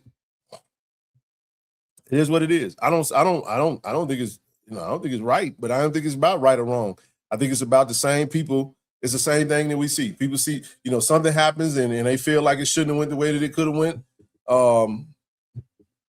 I think the young man got a gambling addiction, and that is something that they're obviously addressing. But this ain't no Pete Rose situation, man. Tough situation, man. Just something to keep eyes on. But just know this case is going to be the catalyst that spearhead this thing going in a whole different direction. So we'll see some laws and regulations come down the pipe, but you can't continue to operate. I think the biggest problem with the NCAA, man, is not it really comes down to their process. You know what I'm saying? That's really what it comes down to. This is you got to ask yourself. You know what I'm saying? Should athletes be permanently banned for gambling? I think so. Should there be different penalties for betting on your own sport versus a different sport? Because this is what you can also do. If you're going to have gambling, entities supporting you and putting money in the pot, you can't tell an athlete that you're paying $1 million that he can't go gamble on baseball. They took the worst shit that they could possibly take, pardon my French, and made it now be a part of the equation now. Now it used to be illegal to bet in any capacity. Now they got betting sponsors. They got FanDuel commercials left and right. I'm telling you, that's the hypocrisy in it all. And then they said, has sports betting become integrated in college athletics? Hell yeah, it has. Can the NCAA continue to call athletes amateurs while billions of dollars move through the system? You can't keep calling NCAA student athletes. You can't call them. That's just like, so you got to look at Brendan Sorsby as like a professional quarterback. Now, if Brendan Sorsby was in the NFL and he bet on his league, he would be banned from the NFL. I think I'm almost certain he would be cut from the team. There's a lot of consequences, but there are no consequences in place. What we're seeing take place is this stuff is happening real time, and everybody else is just getting emotionally and mad about it. Just the other day, the Big Ten, the SEC was just talking about breaking away from the NCAA. Now today they siding with the NCAA. They feel that, you see what I'm saying? There is no stability in this thing, man. There is no stability. And here we are being the small guy trying to participate in a space that wasn't carved out for us. And I can go a little deeper than that. You know what I'm saying? And then the last question is, are courts becoming the real governing body of college sports instead of the NCAA? As of right now, it is. Unless they put some legislation in place that's going to allow that to change. You follow what I'm saying? But I'm going to say this right here about NIL. NIL didn't become a problem to Nick Saban and them until, who dominate the sport? You can get so caught up into the greed of wanting to win and wanting to have the edge and wanting to to beat your opponent so bad that you fail to realize that you're funneling millions and millions and millions of dollars, man, into communities that have been deprived of those type of resources for years. And now Pookie and Tyrone getting millions of dollars now. Millions. I'm just saying. That's just the reality of it now. So now you want regulation. But they knew it was a free for all. This thing has been a joke.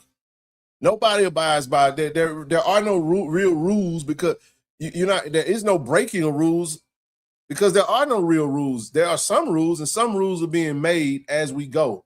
So you can't get mad at them for finding a loophole that many have benefited from, and then turn around and act like I want to benefit from this corruption. It's been that way. It's been that way for a good little minute. College athletics was $1 billion industry before NIL, but nobody wants to talk about all the coaches and the amount of money that the institutions have made. These institutions, and then when you look at it, you got these few. Now, I'm not saying that these young brothers shouldn't have to meet the fate of the consequences of their actions. I absolutely hate this because this was a really good team, man. And $500, bro. Come on, dog. $2,000 a piece. I consider okay. They was they weren't getting no NIL money. They ain't really but a starving college kid. Think about it though. You got one kid that's a student athlete that's got thousands and thousands and thousands of dollars to do all this betting, and he got this illegal stuff going on. And then you got these young brothers down here at the HBCU throwing a game for 500. That tells you that the disparity in the landscape of what we're talking about just makes it look even worse, man. But again, you've had, man, these PWI institutions have been elevating their portfolios through athletics on the backs of African-American athletes for eons now. For eons.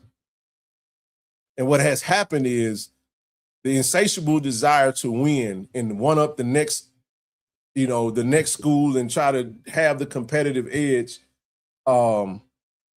force them to have to get NIL involved. But what's happening is all this money that's coming, if you look at it, I mean, do a percentage. I don't know the percentage. You can ask AI, what's the percentage of African-American athletes in the SEC and the Big Ten that's playing football as opposed to any other race? It's going to be dominated by African-American community. But I'm telling you, within that, you're still going to see certain players get more money than other players. I don't know what people are getting paid like that, but I'm just telling you, you're going to see anytime there's money, then here comes the corruption that money also creates.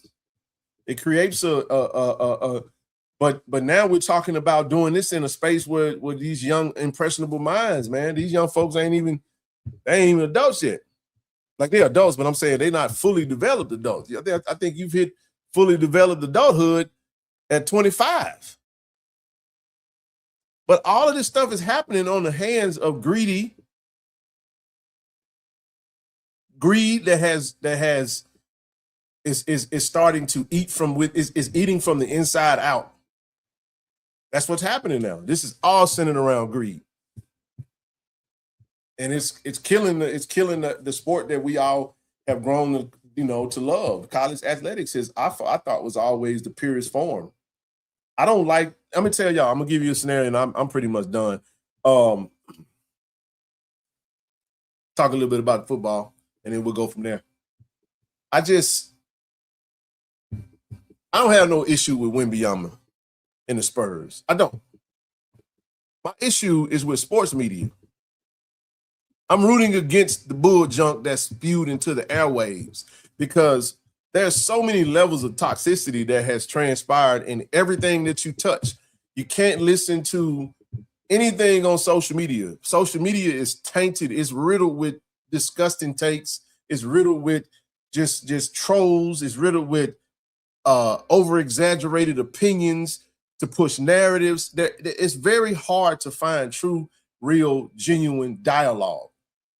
Look, man, Wembanyama 6'7", his time is coming. But I don't like, usually back in the day, players had to earn their keep. And they had to earn their way into becoming the chosen one or whatever.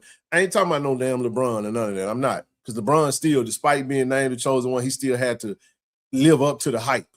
The point that I'm making is you start forcing narratives, man. Everybody become prisoner of the moment and everything becomes super sensationalized and emotional and it just swings. And I think New York City is like, they call it the mecca of basketball and if you love the purity of the game, I like the way they built their team. I just hate the media behind the Spurs. I've lived in Austin. I've worked in San Antonio. I ain't got no hate against the Spurs. I'm hating the machine that's coming. That's what Nook was talking about. Why he didn't want women to win, because it's like we know what's coming. It ain't got nothing to do with Wemby.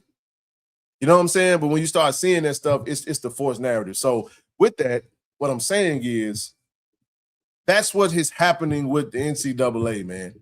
And that's what money has done. Money has always, the love of money is the root of all evil, man.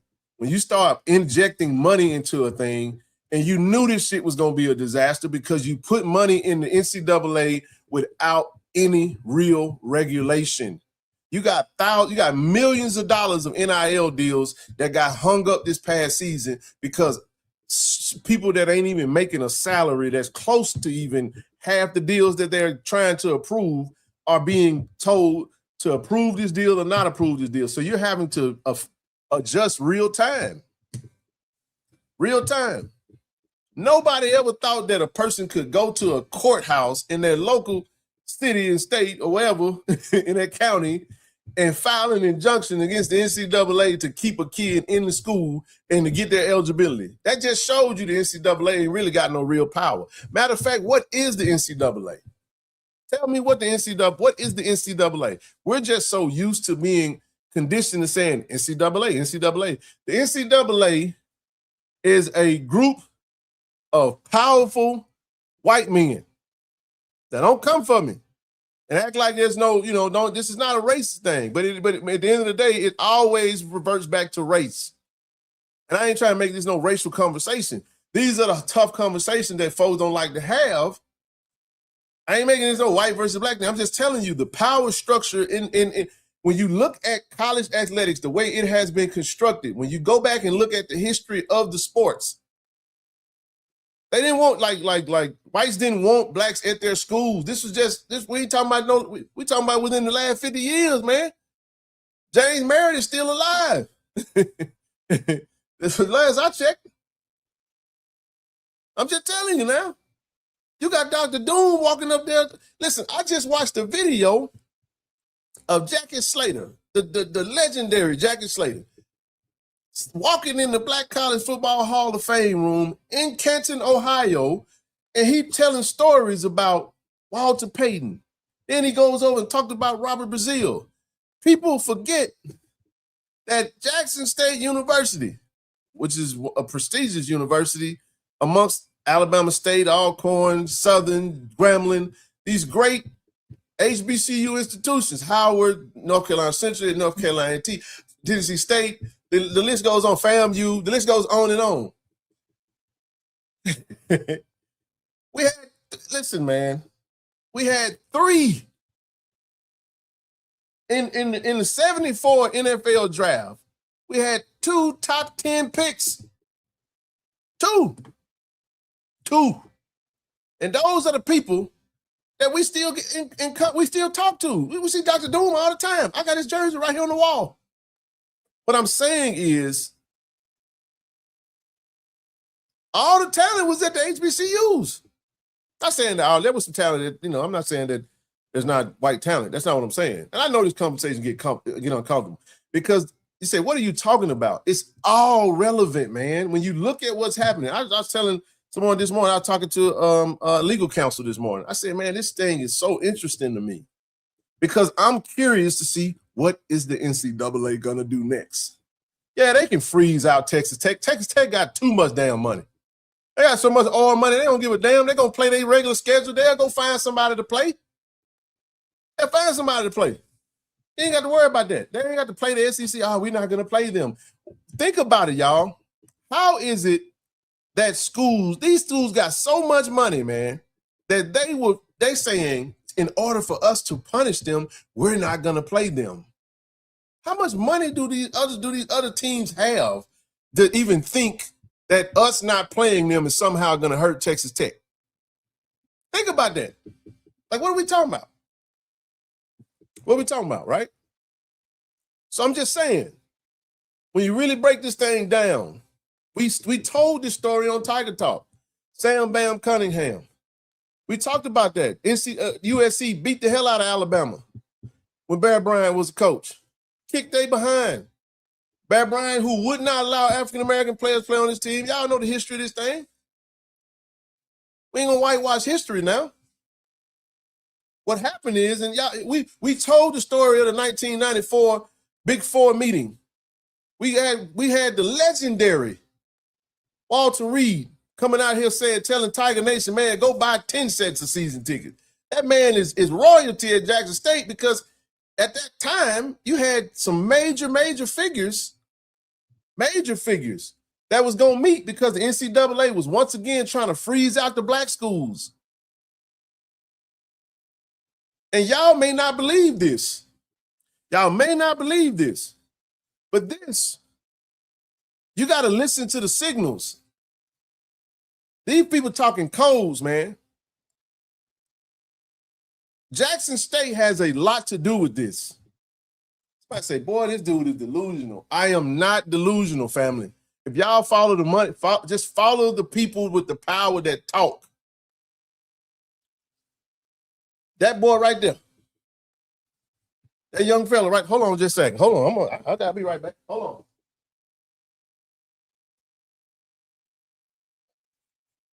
Hold on, I'll be right back. I want y'all to feel me now. There's a kid tripping. No, I am not. Y'all see this right here? Y'all see that?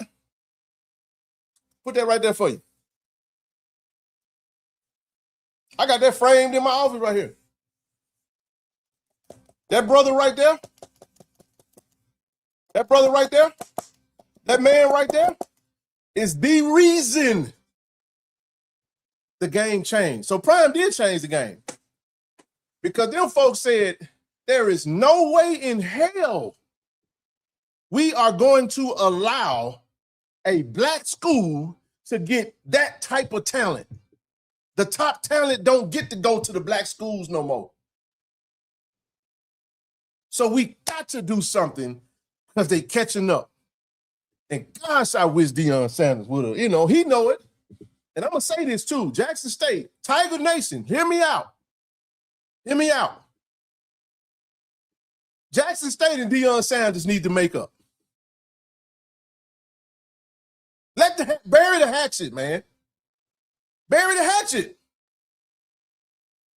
This is why. Go back to 2024 on this channel. That's why I was so pissed off the way it ended. We all knew Deion was going to be gone. We all knew he was going to be gone. Nobody. A.D. Robinson knew when he brought him there he wasn't going to be there but a couple of years. But see, we too busy fighting against each other, and these folks playing a whole different game right in front of our nose. And we are not players in that game. And the moves that they are making is going to kill us in the end. In the end, it's designed that the top black talent is supposed to go. How the hell do you wipe out DEI, but the top black talent can come to the school?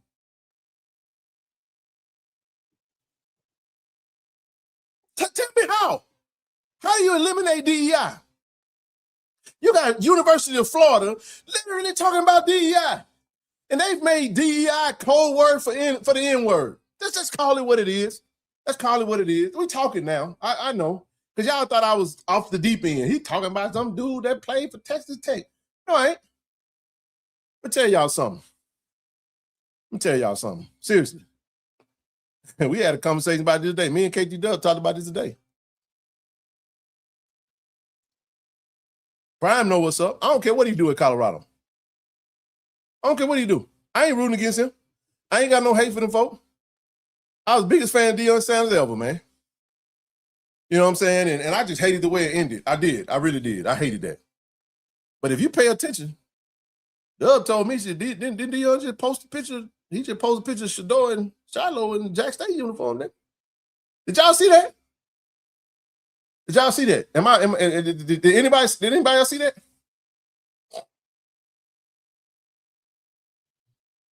Anybody else see that? I'm waiting on somebody in the chat to confirm that.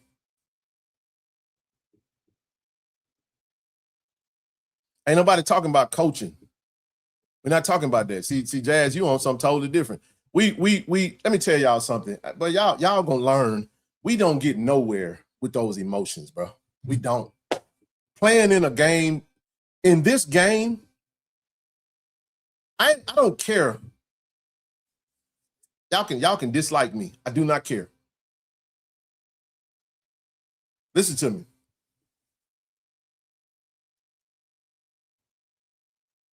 People get mad at Charleston White. Boy, I did not think this was going to go like this. Lord have mercy. People get mad at Charleston White. But he said, listen, he talked about how we'll get up in arms if we just open the show talking about DD. Right within our own community. We don't have no regard for each other. We don't. I step on your toe. I look at you wrong. You about ready to pull up something and take me to the other side. No regard for my family, no regard for my kids, no regard for nobody. All because of, we just been conditioned to, if something goes left, but we swear them down, we church folk. See, for a lot of folks, going to church is on Sunday. It ain't no real flow through. You know what I'm saying? People make all kinds of mistakes. People don't, you know what I'm saying? We talking about forgiveness. I'm just telling you how things go. We play games with emotions. The other folk playing a game with the only color that matters them folk, and for them folk is green. Listen, family, I don't need no. I know what Charleston White is. I know what he is. I know exactly what he is. I ain't naive. I ain't got a box of rocks in the top of my head. Trust me. Y'all got to listen past the emotions of what I'm saying. The point that he made. Sometimes you can be a dead clock that's right twice. We're gonna talk about the time he was right. What he talked about was he mentioned the Trayvon Martin situation. He mentioned this little Asian guy that killed this young teenage young man that was running away from him. Shot him in the back and got off.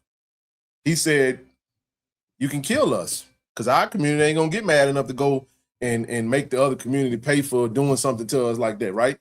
He meant that. That was true. That was true. It happens. So at the end of the day, I'm not a fan of Charleston White, by the way. So y'all just got to get past your emotions and hear what I'm saying. What I'm saying to you is this. We play the emotional, you cross me one time, I'm done. What somebody said, what are you talking about, Ken? What's the benefit of Jack State making up with that? What I'm saying is this. His son is a graduate. Shador, them kids love Jack State. You got Bucky out here. I don't know what the agenda is. You think these folks ain't? Deion Sanders is the most calculated man I've ever seen, have I ever come in contact with. Those of us who had the privilege of being around that man, see how he moved. That man calculated, bro. He does control the narrative on a lot of things. If you think that these folks if you think that him and his kids ain't having conversations that goes far beyond what we see, man, you sadly mistaken. All of a sudden, Shiloh just came back to Jackson State. I ain't talking about the graduation. Shiloh came back to Jackson State. Right? Bucky just did an interview talking about how much he missed Jackson State and the stuff that you've seen come around from the Sanders side of the family has been very positive towards Jackson State. It's been very pro Jackson State. Don't think Deion ain't catching hell over there in Colorado. He ain't gonna tell you everything. They love Jackson State, man. You can't come to Jackson. Jackson's a special place, man. It's a special place, man. You can't come to this place and not be affected by it. But we get so, man, we get so throwed off because, I'm just telling you. The reason why I say we can make it he ain't gonna change and we ain't gonna change neither. But I think from a business standpoint, I could say on good faith. Let me say it this way. How you know Deion don't still do stuff at Jackson State? Those who hate him. Because I can speak facts and still not diminish a thought process and ideology on being unified. Everything that we do on this channel has been about unity. And I'm saying that there's resources, man, when we come together. Because the only people that lose through division is us. I've seen other communities. Let's just say what it is. I ain't gonna talk around that. White folks not like each other, and they still go in the room and do business with each other. They're gonna make business deals for the greater good of what they're trying to push. I step on your shoe, I'm done. You done with me forever. But you go sit right up there at home on Thanksgiving dinner and sit down with your uncle that was molesting your cousin and eat pork and beans with him on a day. You see what I'm saying? We all got one in our family. I ain't talking about you. I don't know you, so you don't get offended. I'm just saying. I'm just saying. We we don't hate him. I know he still stuff he does, but I'm not. This is not. Keep in mind, family. I don't know what y'all know. I don't even see y'all. I just see comments in the chat. I don't know, and I'm not even trying to tell you what. I'm talking about a thought process. So again, it's way deeper than what I'm saying. I can only say so much on the screen. But at the same time, them kids millionaires, man. We need everybody that doesn't come from this thing that got some change. I'm telling you right now, you think Travis, Shador, James Houston, Shiloh, you think them folk couldn't change the trajectory of what we were trying to do from an NIL standpoint? Think about it. Them folk can make one donation that's more than what we got in the whole entire pot. Could change the game. But we don't, I say we don't think beyond that because we too busy, and these folk playing a whole different game than us. But I'm telling y'all where this stuff started from. Nick Saban, soon as Travis Hunter came to Jackson State, and Nick Saban got up there, DJ talk about it all the time. That man got up there and said that Jack State came up with $1 million to pay Travis. He said that. That was code word. He used that. That conversation was in a room full of Alabama Crimson Tide donors. What he was saying was, we let one get away, and this don't need to happen again. And all of a sudden,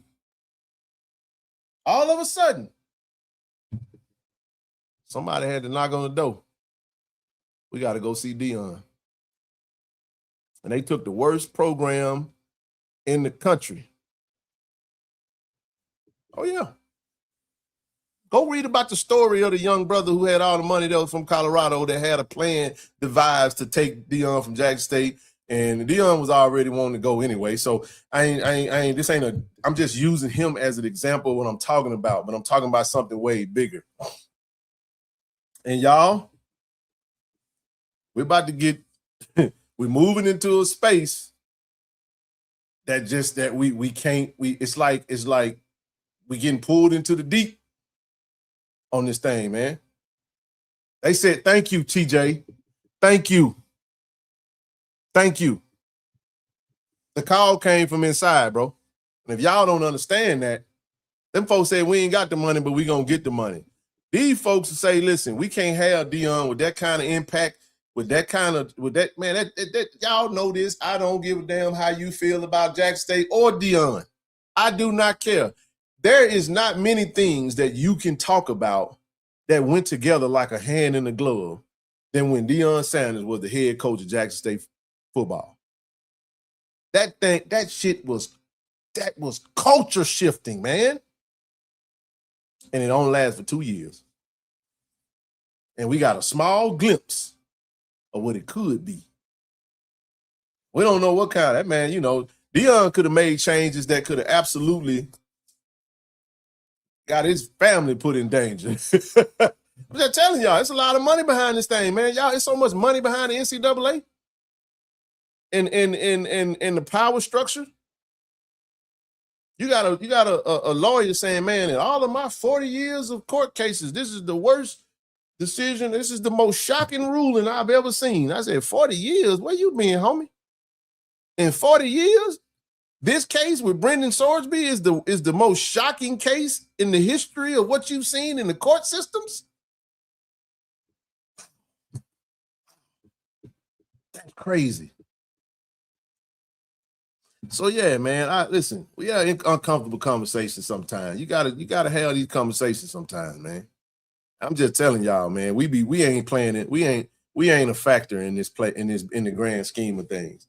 Now I say this with the utmost. Listen, we doing what we can do. That ain't, man. Y'all better give a damn about the collective, man. Not y'all. Not when I say y'all, I'm just talking about. I'm really more so talking about the people that don't rock with it and care about it. How else you gonna compete with something? We'll get the coaches gonna do their part, but we got to make sure these guys got something in their pockets and be able to do what they need to do. And we're doing a fantastic job of that. But it's a whole different game, man. This thing is grapes versus watermelons, man. And the reality of the matter is that whenever there is no regulation, you have to pay attention to who stands to benefit from the free-for-all. It ain't just about not having structure and not having, because the big boys been getting money. It has a lot to do with who's getting money. It's always who's getting money. And now We go. It's only DEI unless he's scoring touchdowns or hitting buckets. You get what I'm saying? But the call has already been made. I'm telling y'all, Travis Hunter was the catalyst that changed a lot of things for the NCAA, man. This is the Travis Hunter effect. What am I talking about? Ken crazy. He talking, no. Listen to me. Every year, there's only about 35 5-stars in every class. There's only about 35. It's less 5-stars than there are states in the United States, let alone PWI institutions like, Power 5 programs. It's killing from the small schools up. NAI is just basketball, track and field, 90 football teams, and 300 schools now. Yep.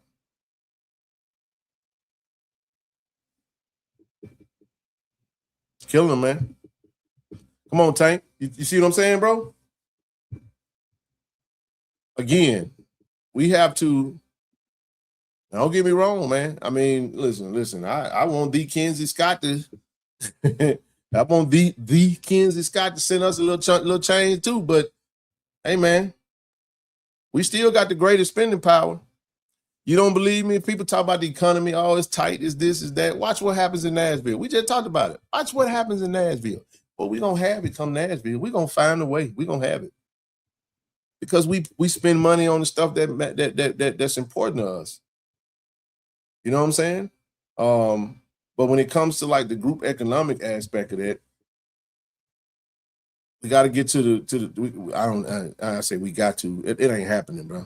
We keep pushing. We keep doing everything we can to have what we have. But that train sailed along. That train left the station a long time ago.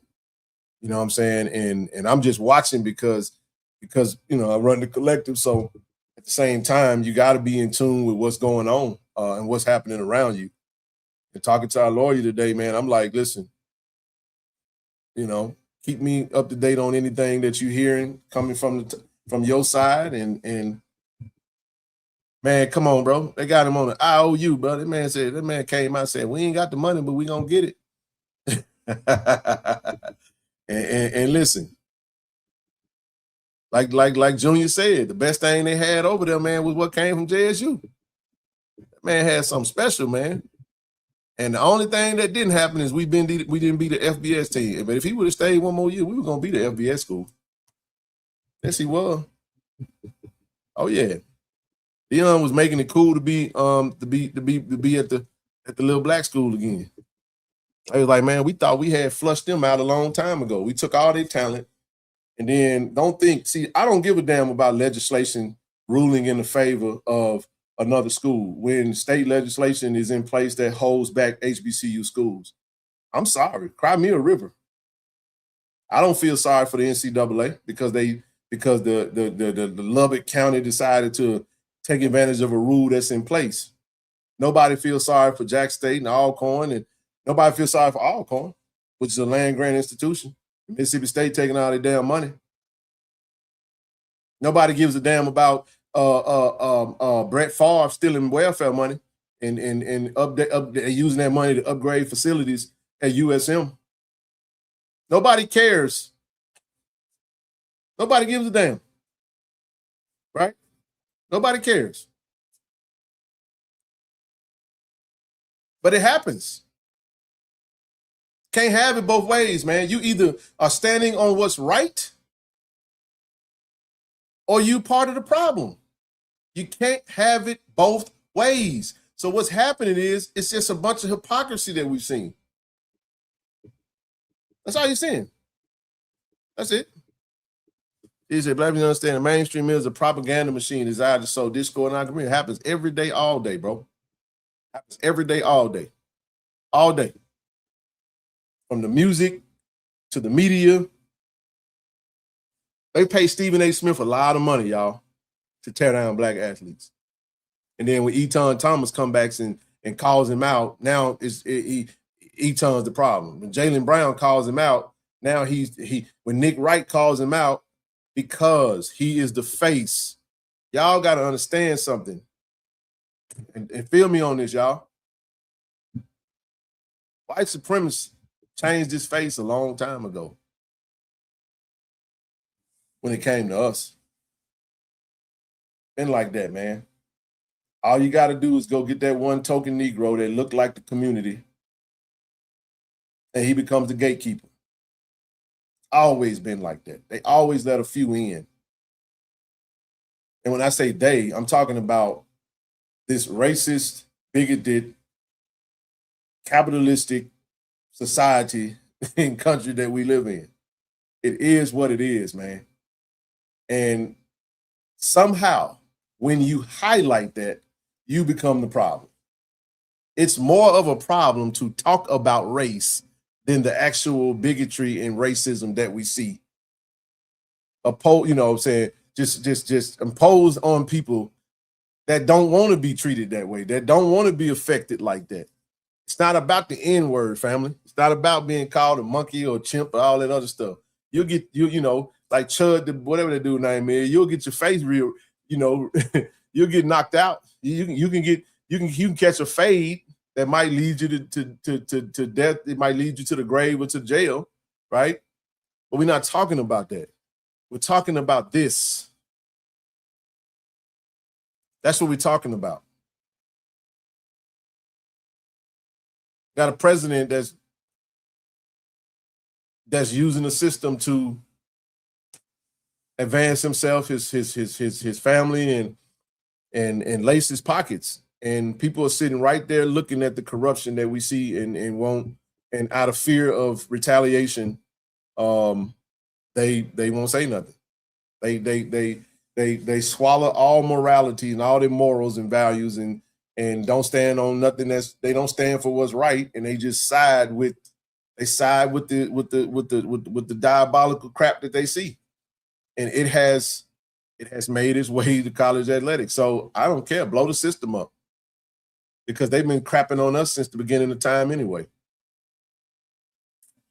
So I'm sorry. I ain't never gonna feel sorry for a bunch of rich billionaires and millionaires crying about things not going their way. Because what they do when things don't go their way, they write laws in place. Man, we had Senator Frazier on this show, and people don't even know that our very own illustrious Senator Hillman Frazier was responsible for recently eradicating a bill that got rid of the bill that still had slavery being legalized in the state of Mississippi. Folk don't even know, man. We were around here going to school, getting raised, and all that good stuff, and still on the books. You still got slavery, it was legal. It might not be in practice, but there was still laws in place. We coming up on Juneteenth. After the Emancipation Proclamation, these folks wrote laws that if you weren't working, man, you go to jail, which put you right back in the hands of the same folk that you just got from being enslaved in. That's all this thing is, man. It's layers to this thing. And when you peel the layers back, you'll see all you gotta do is just watch these cases. If you're interested. If you don't care, then just do what you've been doing. But it all trickles down, and it'll affect Jack State just like it affects everyone. But we have a mechanism in place that allows, like Coach O said when he was on the show, we have something in place that allows us to be able to take care of some student athletes and put a few dollars in their pocket. You know what I'm saying? They want to take their loved one on a date and maybe get some groceries and stuff like that, man. It matters. It matters. It absolutely matters. And I feel bad for the guys, man. I really do. I hate this for these young brothers, because I thought these young brothers are really good basketball players, and I'm not gonna say that they're bad people. I'm not gonna say that you throw them to the wolves because they made a mistake. That they have to deal with the consequence of their actions. But I hate that for them. I really do. I hate that they was in a situation where they needed to take. Could you imagine if they was getting some of this NIL money? It's so much money in basketball. If they was getting money, I don't think $500 would have been that appealing. I don't know what they were getting. I don't. But they're not the only one. There's other student athletes that were caught in gambling schemes. And look at Terry Rozier. It don't even make sense. All the student athletes. Y'all could have brought up Terry Rozier. all the gambling, all the stuff that goes on. But usually when there's a brown face that gets attached to it, Chauncey Billups, what's my man name? Damon Jones, and now you got Terry Rozier. That man ain't the first person that done did what he doing. But they'll make you the poster child. That's why you got to be careful, man. You want free to mess with. Yep, there's a difference. Absolutely. So again, point that I'm making is that's tough, man. But this thing is deeper than what we see. And the NCAA they're gonna make some changes. And there will be some legislation that I feel that will come down to pass where you won't be able to go to court and overrule, because Congress is going to put something in place. And they got the person in power that'll just write stuff out of the crack of his behind and make something up, and they'll roll with it. You know what I mean? So they made a bad choice, but I don't hate them at all. I hope they use the setback and make it better. Yeah, absolutely, man. Turn that into a hell of a testimony, man. You know, we all want grace and mercy, man. When it's us, we've been screwing up since we've been here. We were made that way. So, you know, I wish them nothing but the best, man, when it comes down to it. Listen, man, we're gonna kick off our player interviews on Wednesday. Them guys putting that work in, man. As soon as we get some footage for these boys, we're putting that work in with them flip sleds, man. It's gonna be super, super dope. I'm finna get ready to get out y'all way, man. Hey, man, I'm gonna say at the close it at the end. But listen, if you're just now tuning in, great job on this initiative, man. The flip slides look amazing. Can't wait to get footage of them working out and using them. Some really, really cool stuff, man. Really cool stuff. Listen, if you get signed up, please do. What'd you say, TJ? The recruiting visits are nothing more than modern day auctions. That's a fact, bro. Matter of fact, they even paying kids to come on visits now. Kids are getting all kind of money for that. Telling you. That's all it is. You go to the highest bidder now. It's been that way. It's been that way. But we think about it like this. It used to be a time where student athletes would be ineligible for. Y'all remember when Terrell Pryor and them was at Ohio State and he sold off some championship rings or something, did like an autograph signing and what makes it so hypocritical is they've been giving duffel bags of cash. They've been paying athletes for a very long time. But the NCAA would turn around and say, nope, if you get any money, you know, it was modern day slavery. You go play for us, you entertain us, and you put your bodies on the line, and you will do as we say, and we will make money off of you guys. And then the people that would be in those positions and in those roles would most of them would look alike. And every now and again, you'll see some solid coaches that look like you and I that'll get opportunities in those spaces, right? That's what happens. But I can tell you right now, Steve Sarkisian is the head coach of Texas. You know, if Steve Sarkisian looked like me and he had the past that he had at USC, he damn sure wouldn't be the head coach at Texas. Okay? I'm just trying to tell you. Y'all know what it is. It is what it is, but that's just the reality of it. It's just the reality of it. Entertain us, but don't get nothing. And then finally they passed laws and said we got to give them something. And now that they're getting something, they're getting too much money. Nick Saban over there crying. I used to like Nick Saban, man. I couldn't believe Nick Saban was in there snitching like that. We need this right here. The system just not gonna. What system, Nick? What system are you talking about, Bucko? What system you talking about ain't gonna be able to sustain itself? You making $10 million a year as a head coach and had a dealership giving out charges and challenges and stuff. Man broke more rules and laws in college than anybody else, but you sit on your moral high horse to try to be. It's all hypocritical, man, and that's why it's just disgusting. And I'm telling y'all, it got a lot to do with the fact that they saying they got more money than us, and now they're gonna be able to get more of this. They're gonna be able to get more of this talent, and we just don't have the money to compete. Because now what tends to happen is you got these all gurus, these big these crypto gurus, these tech gurus, these folk that got all this money that went to these particular schools, they can put a lot of money in the pocket. That's how you get in Indiana that turn around and win. You know what I'm saying? Nobody saw no Indiana winning no national championship. It was always supposed to go to the big boys. But now they don't want an even playing field. They want the competitive advantage. And I just always find it funny when privileged folk. I saw a quote that said the privilege can I said that something to the effect almost like so I don't remember the quote, but it was on the lines of when you level the playing field, it's almost offensive to privileged people to be on the same level as the common folk. It was a quote centered around that. It was something similar to that right there. And it's like, you've been privileged for so long that now when things ain't going your way, you now are, that's why he got out of the game. Pedophiles with money. You got that right. It's a whole lot of that going on right now, bro. So again, man, y'all listen. Always stand for what's right, man. And I ain't the bad guy because I'm talking about it. If it wasn't happening, then I wouldn't be able to talk about it. But listen, I'm just trying to impart to our base and those that support what we do, to care about what we're doing and get active with it.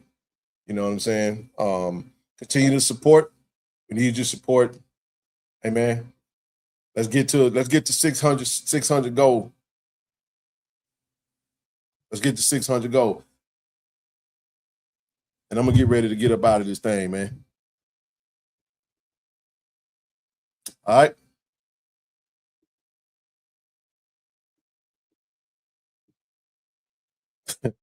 And my child mom just said my daughter made it. I don't know why you feel like you got to tell me that. I live down the street from the airport. Okay. Okay. All right, y'all. Listen, man, I'll be back on Wednesday with a dope interview. Make sure y'all hit that like button, that share button, that subscribe button. Gotta go pick up my baby, man. Appreciate y'all, man. It's always good to be on this thing. And I'll see you guys on Wednesday. All right.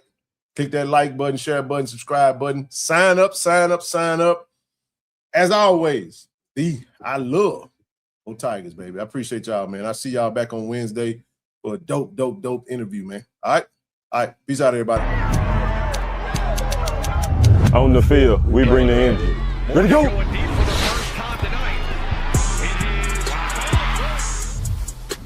Off the field, I build my brand. At Jackson State, we make it happen. They tell one story, my brand tells another. This is Jackson State. This is family.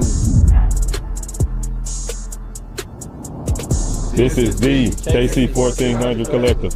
Tiger Nation, we need each of you to join the movement. Be the team behind the team. Support our NIL collective. Get signed up today. Visit www.KC1400collective.com. Be our love. Go Tigers. Hey, this True Thompson. True, you gotta get a word for Tiger Nation, man. I love y'all. Tiger Nation. Do y'all love? Go Tigers, baby. Appreciate you.